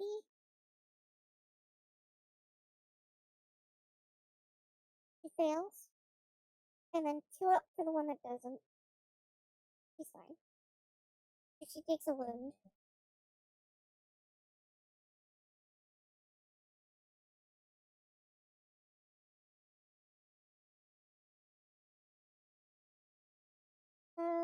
That's all of them. These guys can't shoot. These guys move up and take cover behind the rocks. And they will attempt to shoot the door.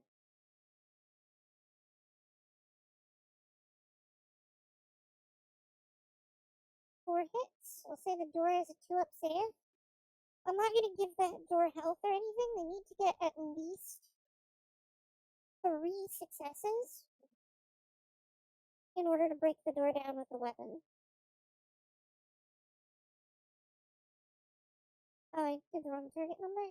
Oh no, I did the right target number. So they failed to break the door down. These great swords will have an easier time because great swords.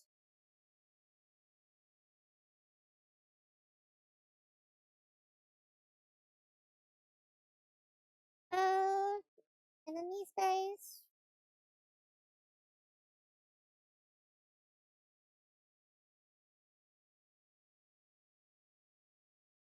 For the sake of time saving, I'm just gonna move them as a big group. Congo, your turn.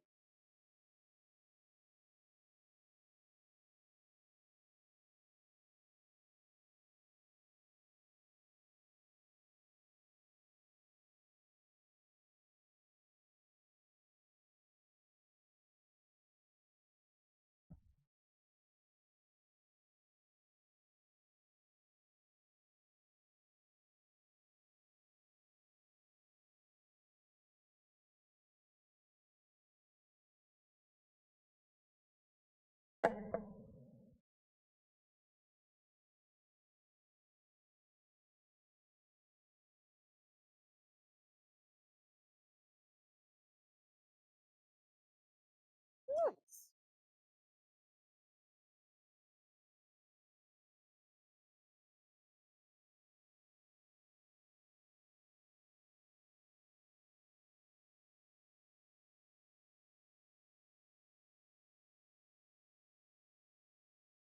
Oh, your turn. You can use 2 power to double action if you want to get to the window.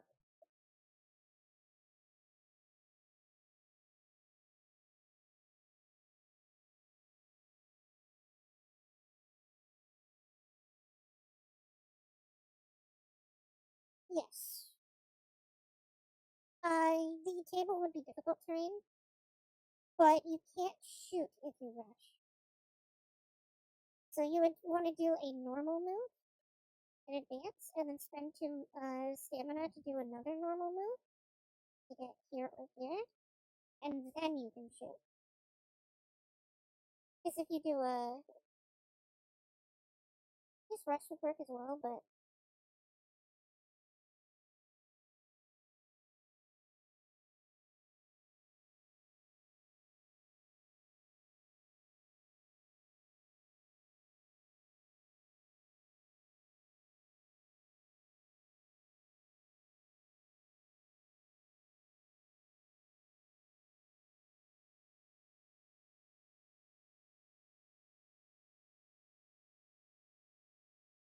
yep, and you do not have relentless. You lose relentless.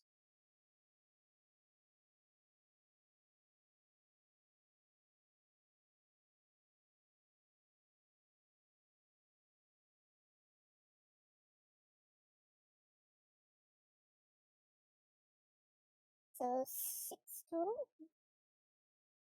You want? Did you do combat superiority? Or did you not? You did. Okay, then that's 12 total hits. Oh yeah, they're dead. I'm not even gonna wait for that roll to pass. They're dead then.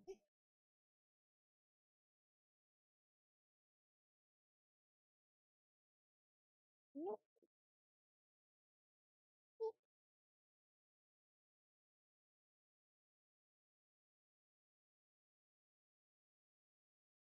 Alice goes. She attempts to shake the effect.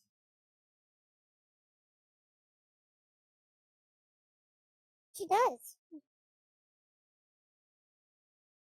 She shakes crippled. So now she can move at her normal whopping 4 inches a turn. Alice is undecided. She's kind of partial to jumping out the window and going and clobbering the gun people. Do either of you want to try to stop her from doing that?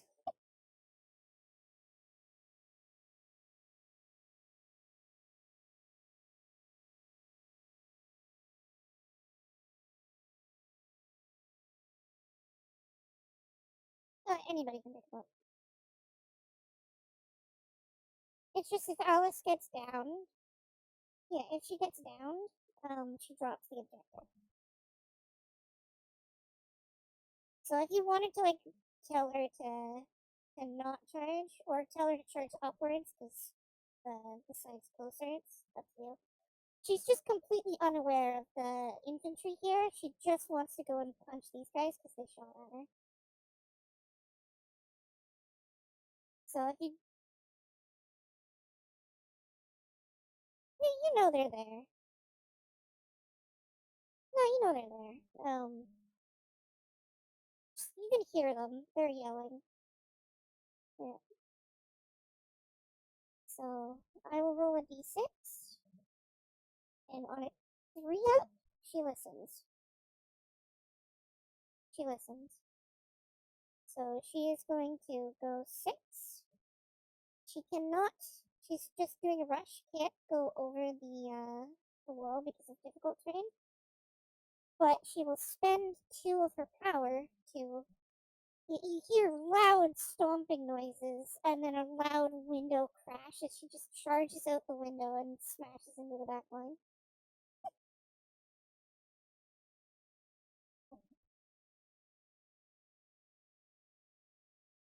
And she's just having so much fun.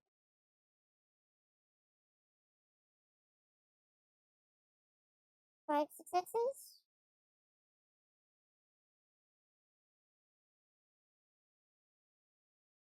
No passes. So she literally kills them. And then that's the end of Alice's turn, so it comes the enemy turn. This is gonna be a situation, because they get to charge.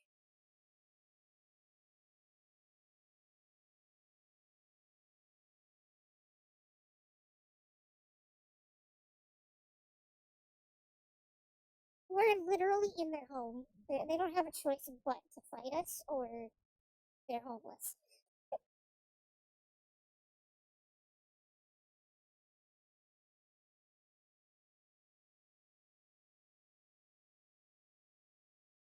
This door is still open from the last wave that opened it.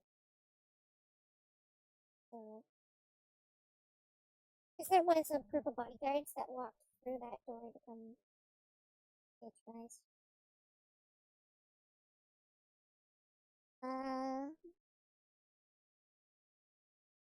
These guys are gonna rush.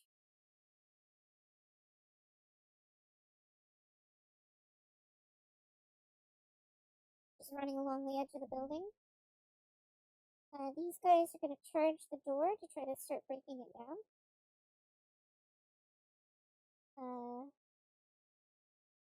These guys have noticed, Gub, that you are an AOE fiend with a bunch of bombs. So some of them are going to rush, but they're going to try to spread out.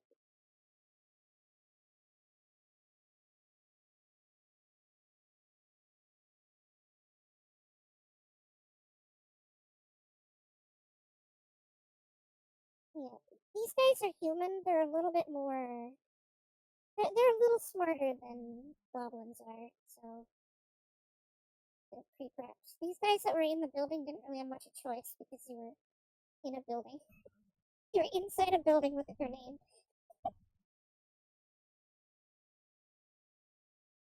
So these guys rushed, and then these 3 groups all moved normally. So they are all going to shoot you, Gub. Some of them can't see you. So you will be shot 7 times. You will have heavy cover though. Oof. You need 1 save at 4 up, because you're 6 up save,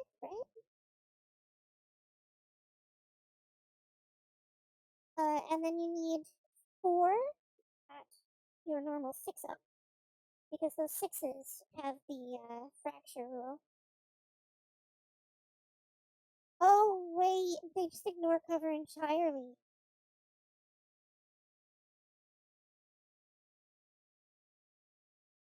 Yeah, I did kind of bait you into that, so that's my mistake. You'll have cover this one. Either way, they did kind of negate it with a whole bunch of sixes, so the dice god said that that's how it. So you take 4 wounds instead of 5.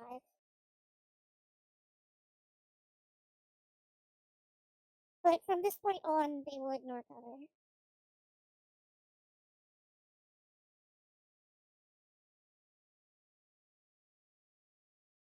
And then these guys attempt to break down the door. 3 attacks that automatically hit.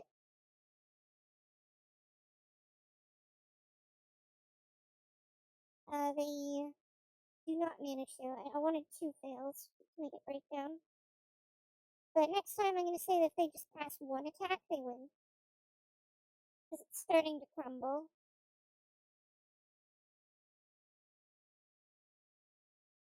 And then the scary Alice fight.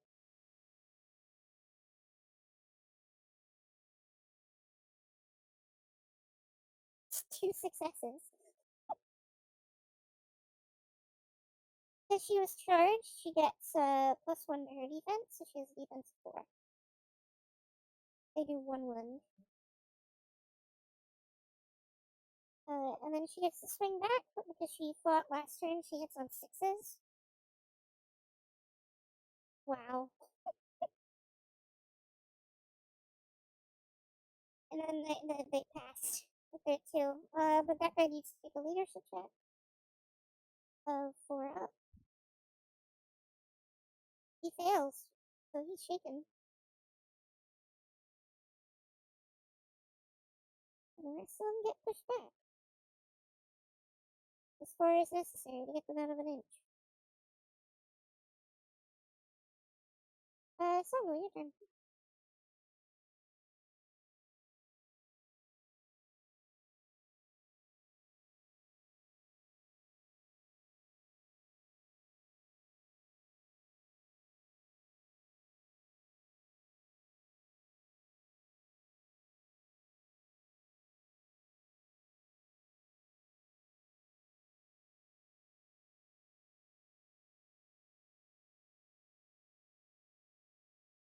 Yeah, it just costs a power, but it still goes off.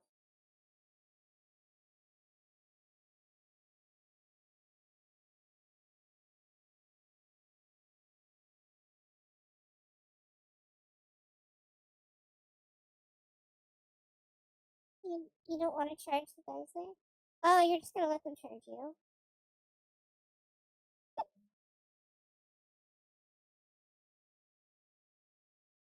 No, you are. They're a unit of 3.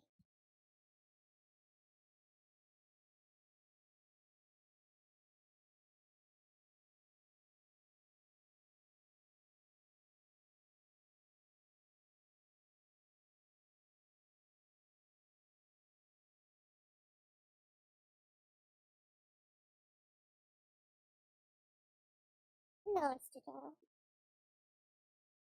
You're fine though, they're basic infantry. If you clear them, they don't even get their retaliation.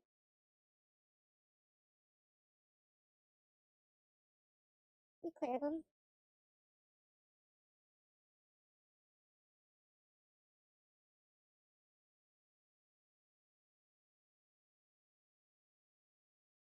Come.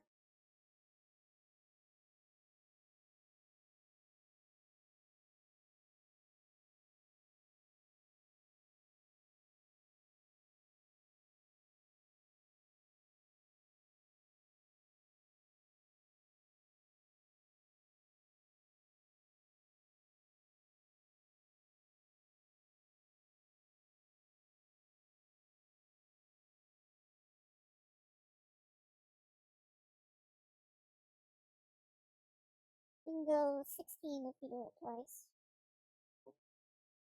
The ones inside are open. They're open. There was actually a unit that started in the bedroom, so they would have opened it.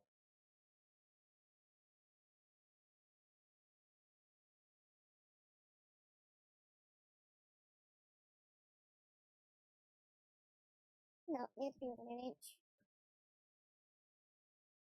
They also have fracture, so they don't get cover. So Alice's turn.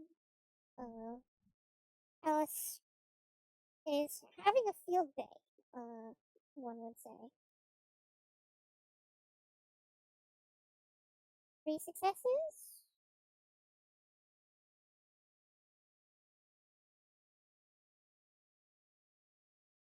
One success. He needs to take a morale check,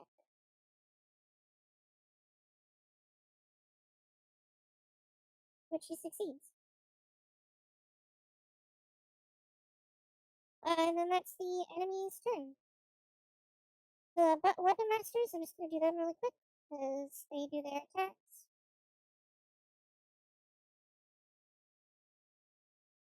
Auto hitting in melee, they just need 1 to go through, and it does, so they break down the door. They don't get to move any further, though.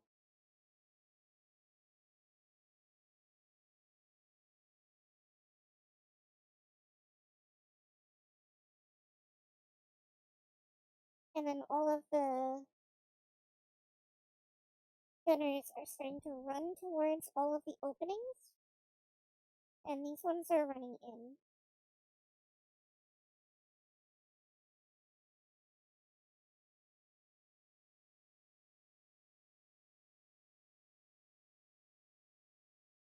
They're breaching the perimeter.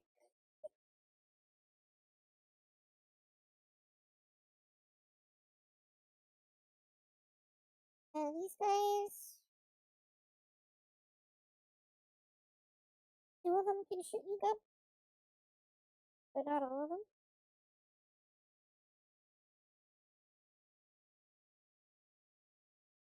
They have fracture. Oh, they literally are just a marksman on a horse. They have the exact same weapon. So you get 3 shots towards you, 1 hit with AP2, but you just get your 6 up save. So you take a wound. These guys are way scarier than the goblins.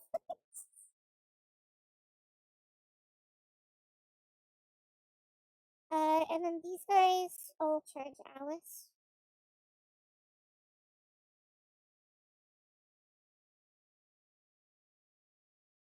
I'm gonna give that guy an extra attack because I forgot to do his attacks last turn.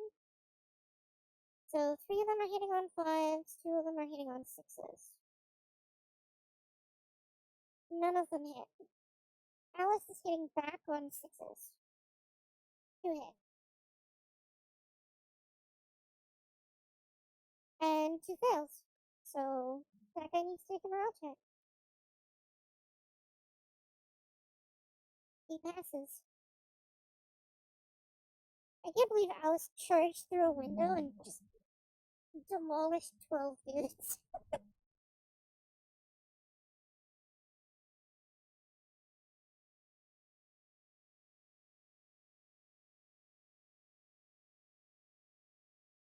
And then we would be at alert 2, so forgot to do the alert last turn.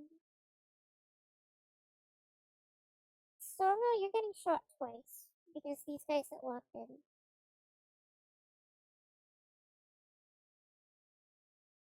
Oof. So you get 2 6s rerolling because of your aura. Or not your aura, your angelic blessing.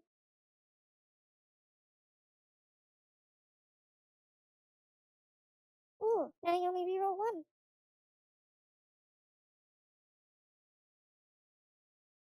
No. You take a wound.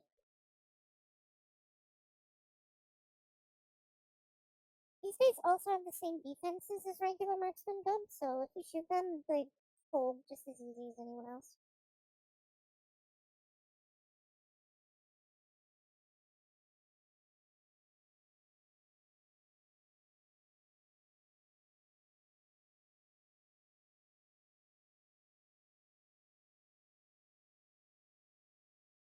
Or they'll go after Alice, which also isn't very good. Because technically speaking, they're in range of Alice. Oh no, they're not. Slightly out. They can get in range, though.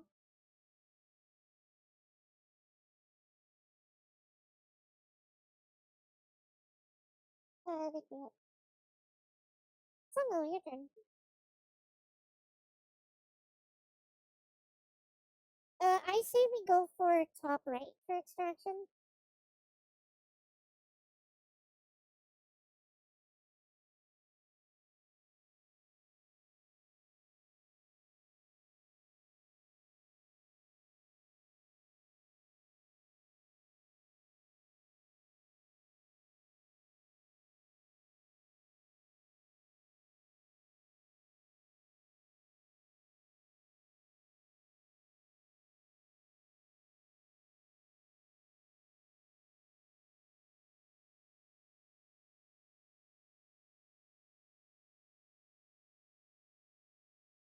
Oh yeah, this guy's on the sun now. Stranger is dead. I'm not even gonna bother because you rolled 2 6s. He gets a 6 and say he's not living.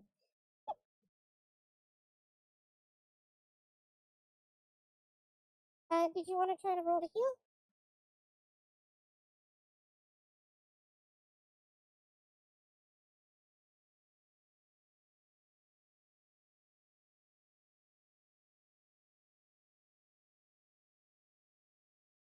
Yep. So you get your point, and Alice gets a point. Alice is appreciative. Oh, your turn.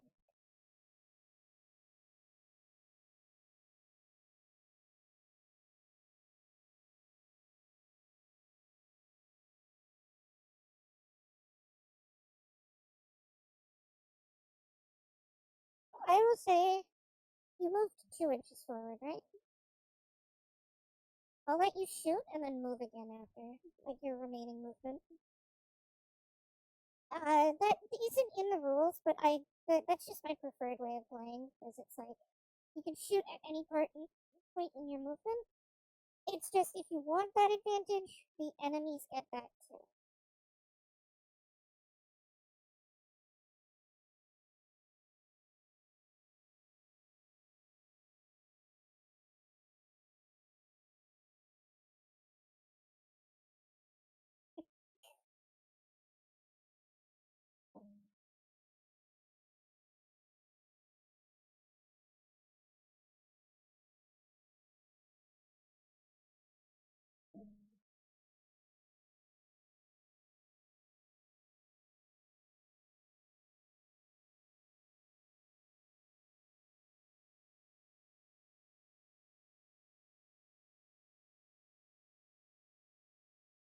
You're good.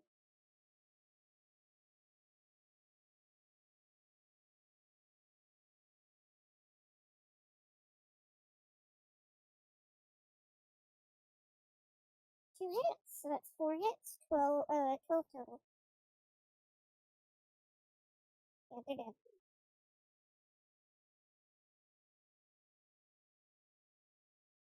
Yeah, so you shot one guy in the side of the head.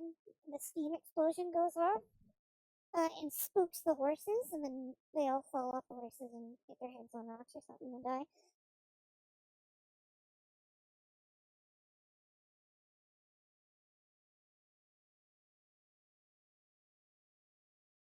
Yep. Hi, Jess. It's a skill check, so you won't be able to do it because you use superiority. Oh wait, you would have to, if you spend 2 HP, you would be able to do it, but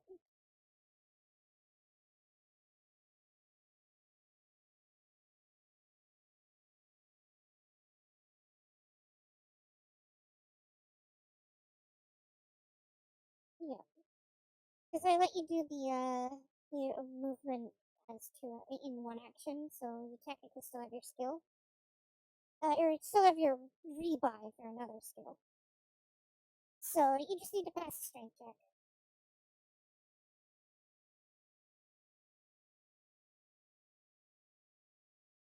So now when you move yourself, just highlight both.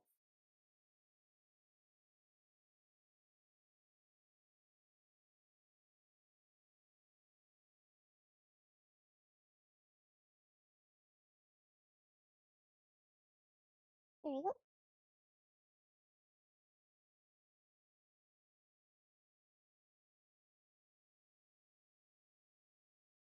Alice goes. Alice, charge.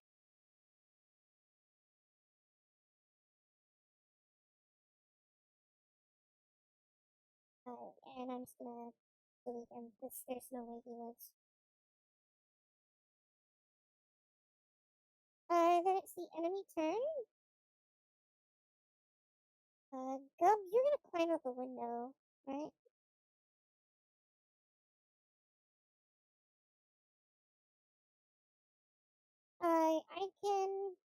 I'm going to ask now.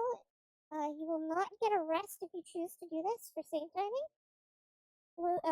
I give this option, it's for time saving, and the game ends immediately as you are. Or you can keep going until we fully extract. You guys want to just call it here? Because technically it's just the rush to the end now.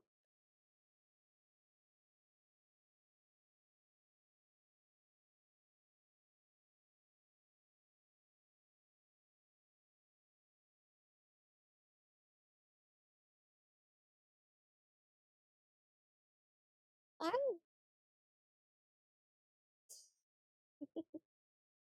Yeah, I'm good for hours. I love these games so much that I can be here for 12 hours. Go as long as you need.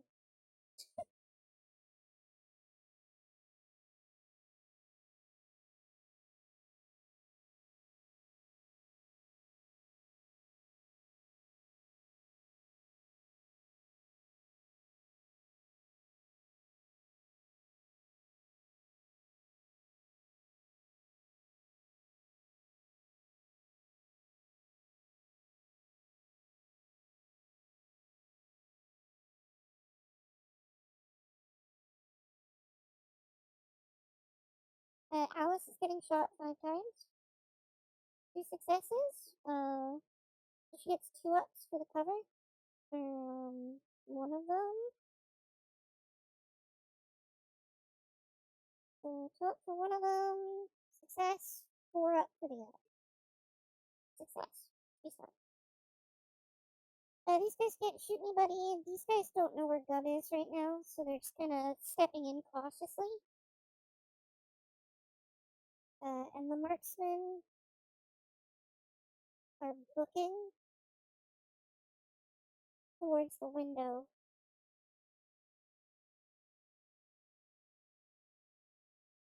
And I'm not going to do alert anymore.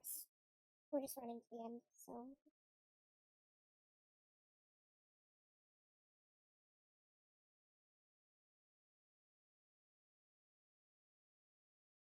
Songo, your turn.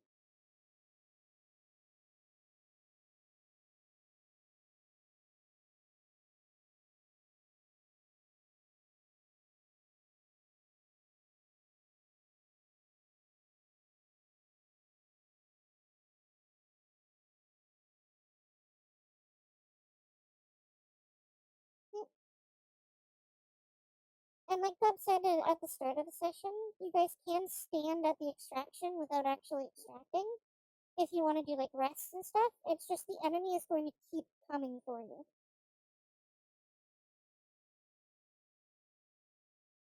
More HP and more crafting energy. This one could heal you because you only heal by D3 at the end of this because you guys haven't built a infirmary.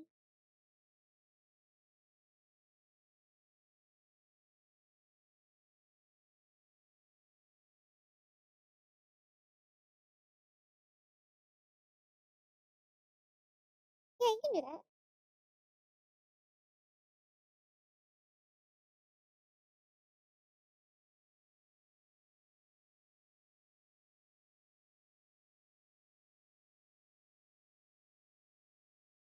Yeah, and you know Alice is gonna take care of that enemy, that's for sure.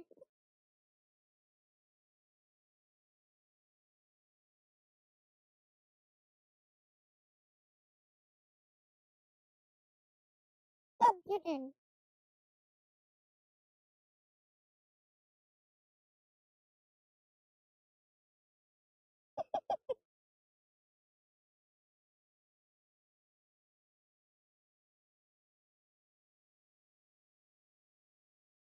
Alice charges. does her 8 attacks. He's dead. And then she's gonna see what this search token is.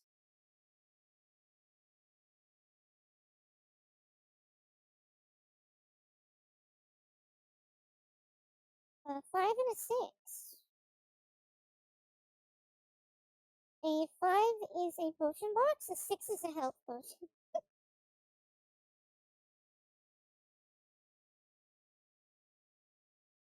Which, or Songo, you actually have a health potion.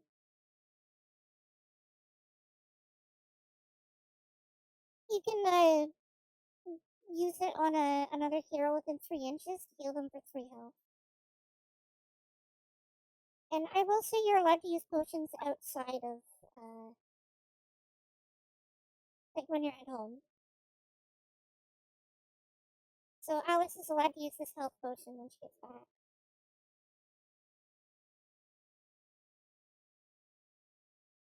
Or we can use it on Dub. Whatever works. It's the enemy turn again.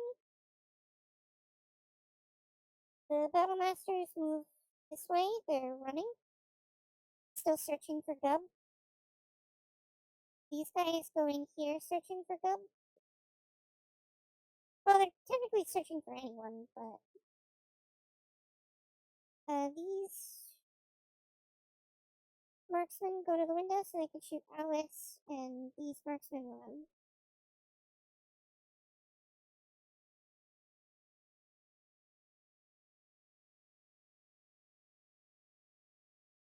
Alice will not have cover this time. Doesn't matter, they missed. These guys are going to run. And that's it. So no, your turn.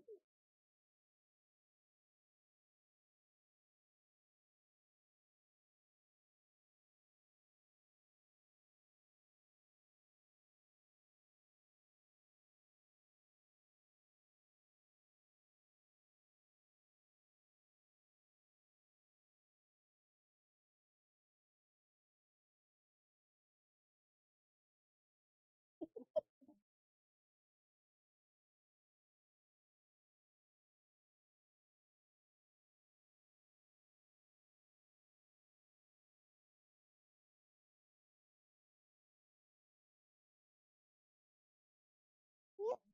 And I will say that if you're at full health, that will also count as a lost healing, so you can allocate that wherever you want.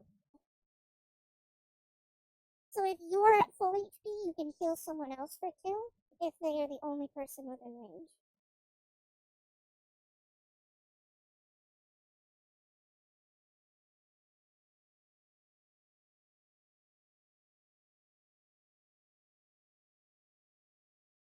You're not gonna charge? These guys are up against the window. But if you charge here, I'll say you can fight them.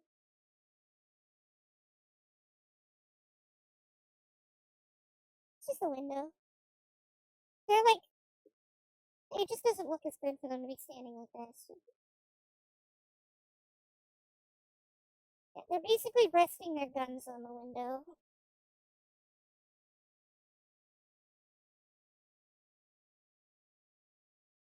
They can. They just have not good melee.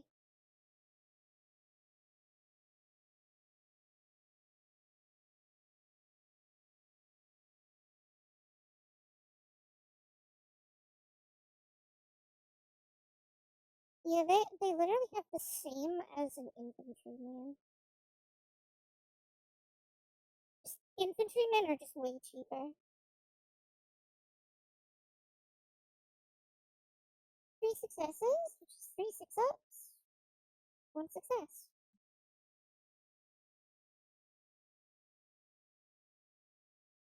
And they fail their morale check.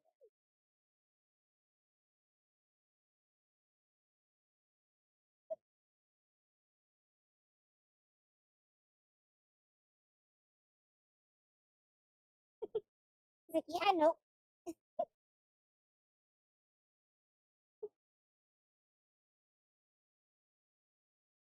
And there's a scary golem standing behind her too. So that's I kind of get why he's scared.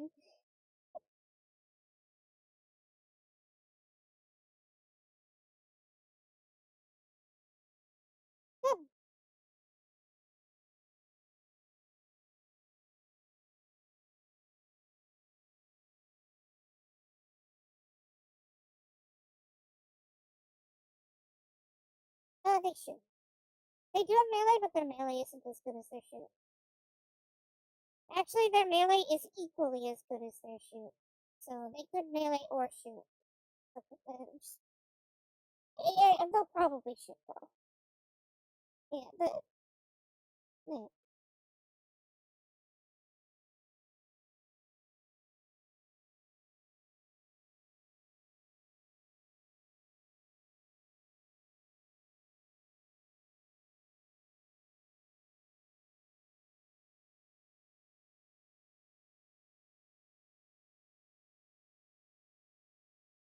Also, like if you get charged.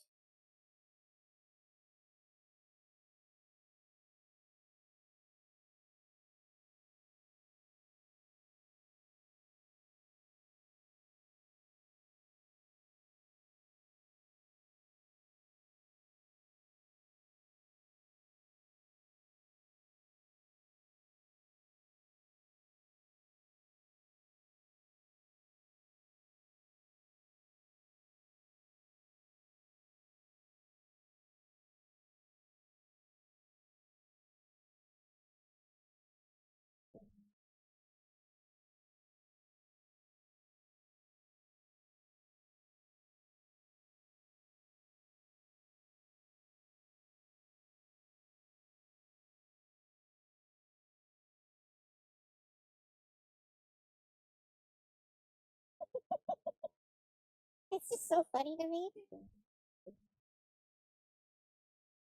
It's funny seeing that like these guys just these guys just stepped outside the door and they're looking around like where did they go? And then all of a sudden they hear a shatter of glass over here, and then just this little dwarf sprinting his little legs off just goes right by the door. So they're probably so confused.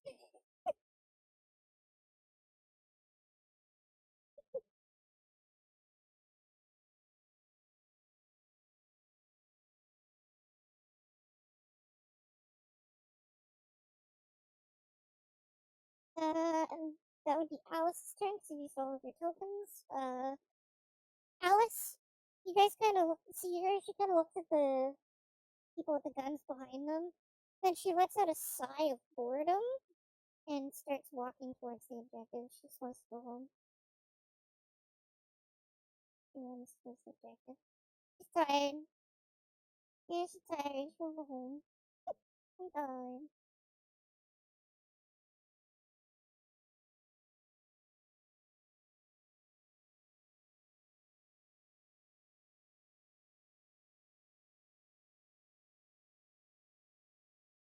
I will. I'm going to say now that we can call it again here. Just call the game. But if that happens, these marksmen and this marksman, these ones will get 2 shots against Gub each. This one will get 1 shot against Sono because he spends one to remove shield. Is that fair?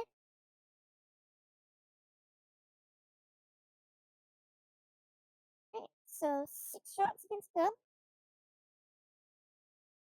5 hits.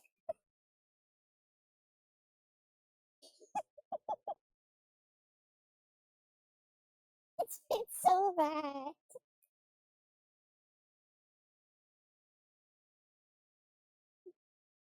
You take 3 wounds. And then one against Sono. And Sono doesn't even get hit.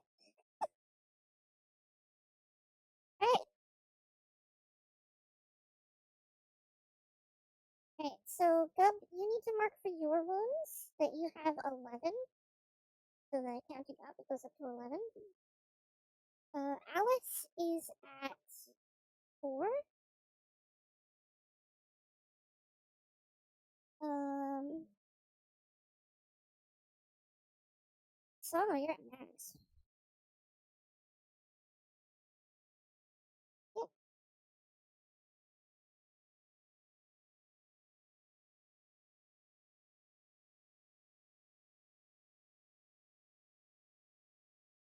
you have 3 power remaining?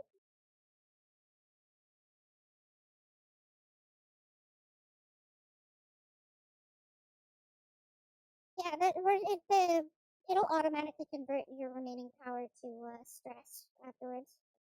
So Songo, you have 3 power remaining. So you take down power to 3, and then you take wounds down to 0 because you have no damage.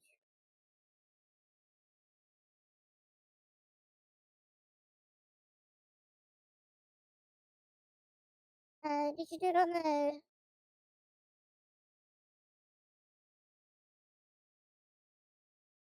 Did you get the complete mission? Right, so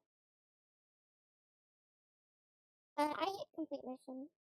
You should be able to. If it didn't for you, then just click complete mission. Oh, and we did do the side mission this time. We didn't last time. So rewards, hazard pay. Each of us gets 10 gold. Uh, earn double as much experience as the difficulty, so 4 experience for the 6 experience.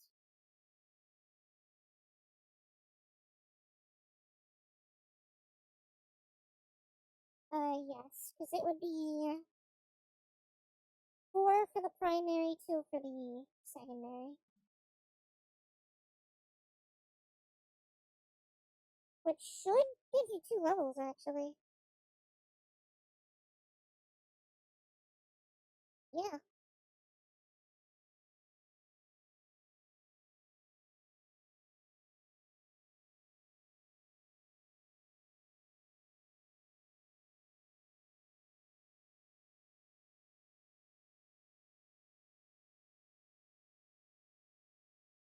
Oh, I could give a leap to Alice. I'll be good at it if I can do it.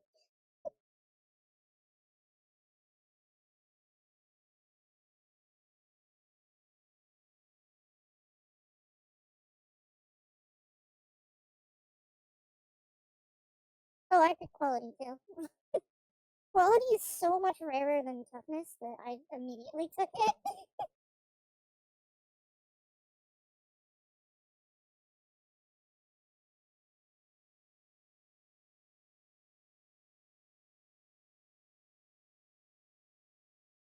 Oh my god. I just got a skill on Alice. Uh, the hero doesn't get fatigued at the end of the round. That's not a skill check still.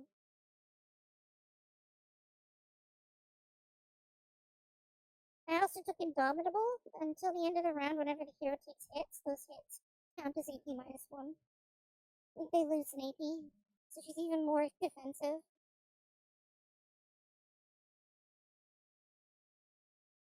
And she hits on 3s.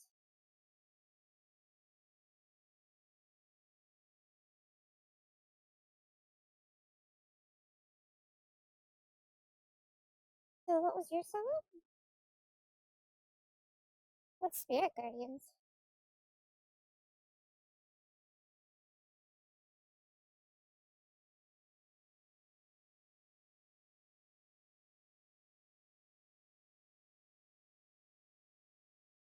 Ooh, so you get to place Dangerous Terrain. Dangerous Terrain works the same as difficult terrain, so they reduce their speed to get through it. But if they end their movement or pass through it during their movement, they have to roll a dice, and if they roll a 1, they take a wound.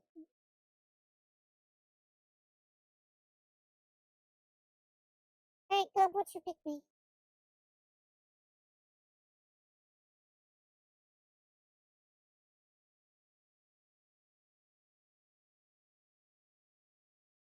We spent all of our wood.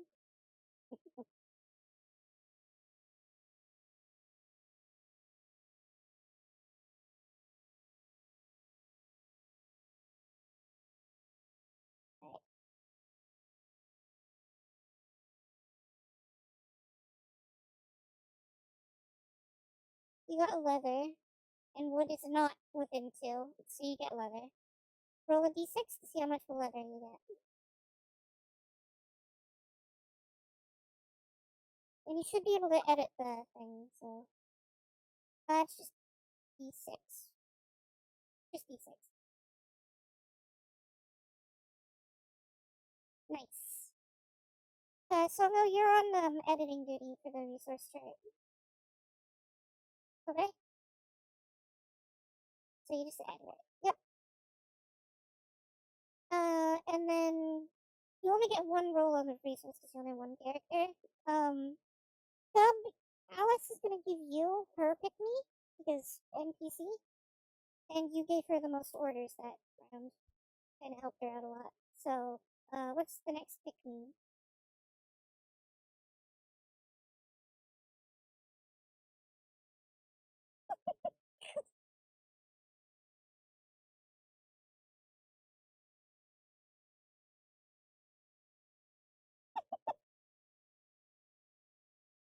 Alright, so Alice nods to you and walks off into the woods. Literally into a patch of trees, just trees. There's nothing else there because you guys are all walking back home. And she comes back with an armful of just like rusty scrap metal and drops it at your feet. So 4 scrap metal, 4 metal.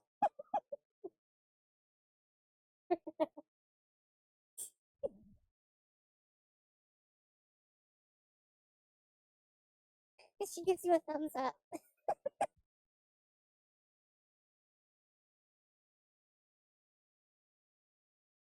And some of that's 4 metal.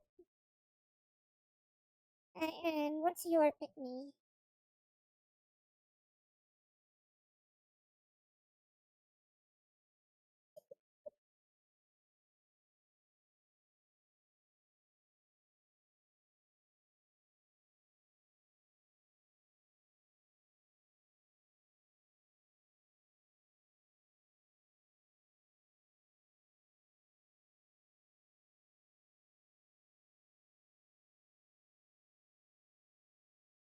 You got glass. And metal is not within pick me range. So roll a d6 to see how much glass you get.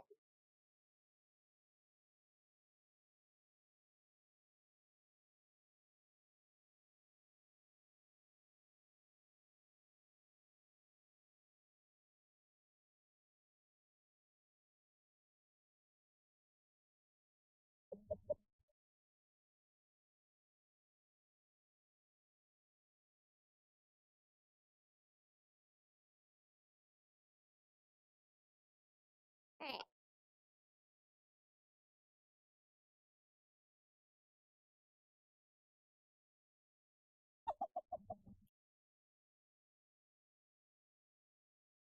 Alright. You guys get to spend your power. So Gub, you have 1. Songo, you had 3. And Alice had 1. I'm gonna say you can attempt to craft planks at the workbench, but there's a chance you fail. If you decide to make a sawmill instead, there will not be a chance to fail.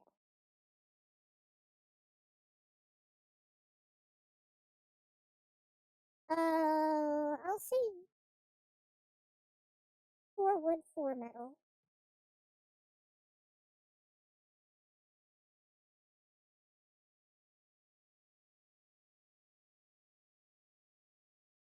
It would be a dexterity check. So you would choose how much wood you want to convert, and if you fail, you lose the wood.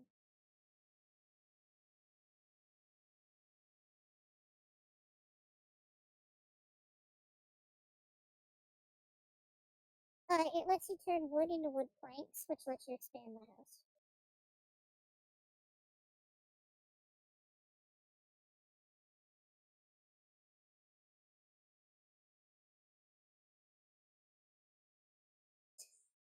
Oh no! Can you think of anything?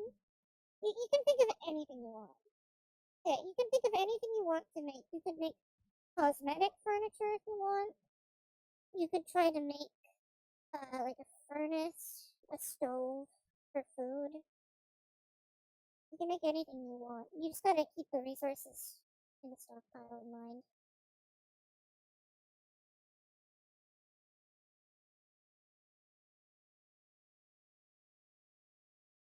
You could make a smelter with a stone and metal.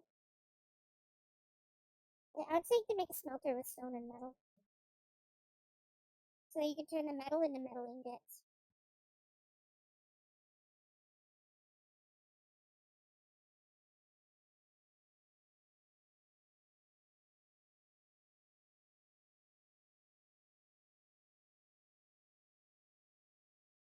I will say 4 stone, 4 metal.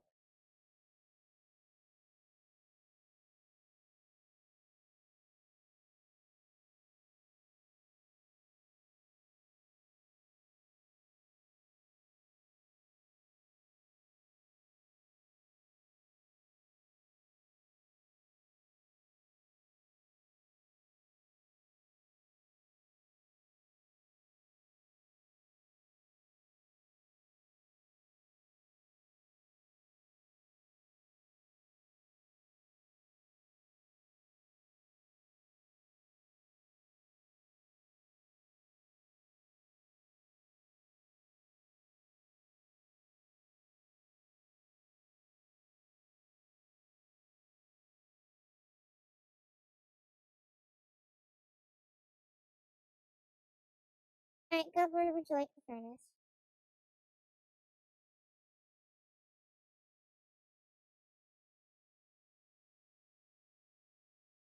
I think it should be up against the wall, yeah.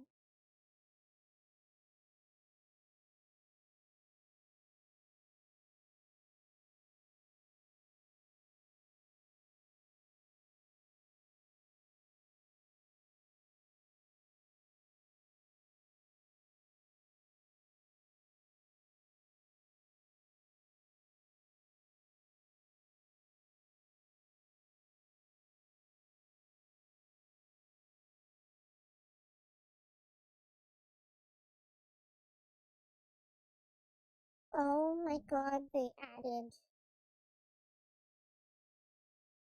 something amazing. Lock placement. That wasn't a thing before. So I can right click and lock placement all of the stuff that we put in. You just have to ask me to move it. Uh,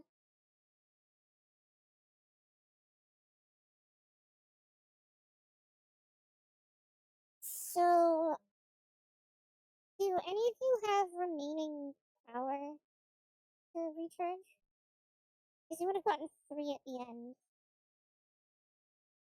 Yeah, you only get effort points for the amount of stamina you had at the end of the mission, not after you recharge. So nobody needs the beds just yet. Yeah. And Alice doesn't need any healing. She's gonna use her health potion to get her last bit of health back.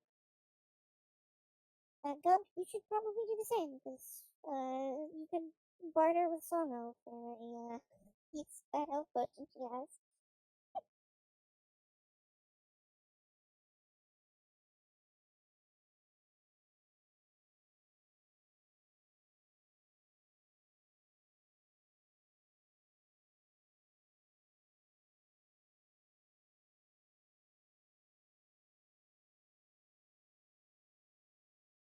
Uh, uh, how much money do you have?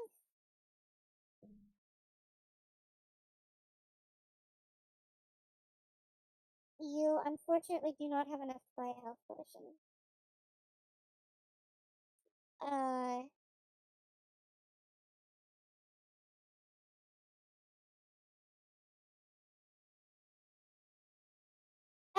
just, you don't have to character edit.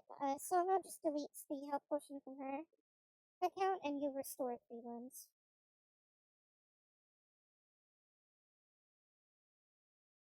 No, you just, There's wounds and power when you click into the thing.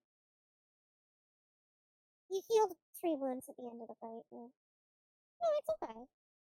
I doubt myself all the time.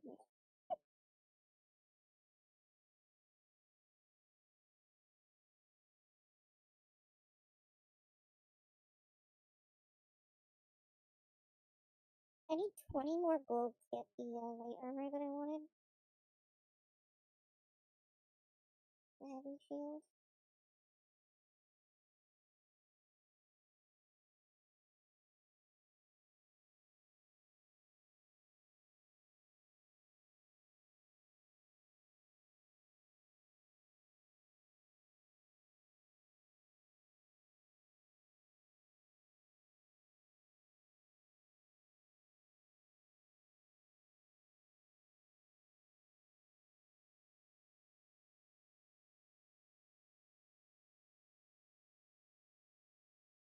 Uh,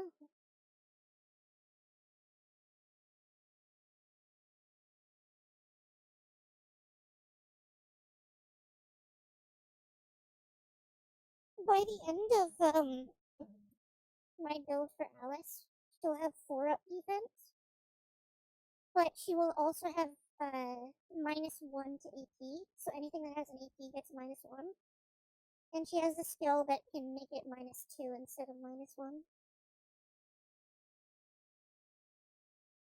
And she just straight up doesn't get fatigued in combat anymore.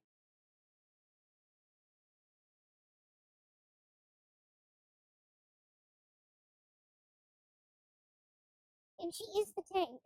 So people are going to do nothing but mash their faces into her and die. Alright, you two. That's it for today. Good night.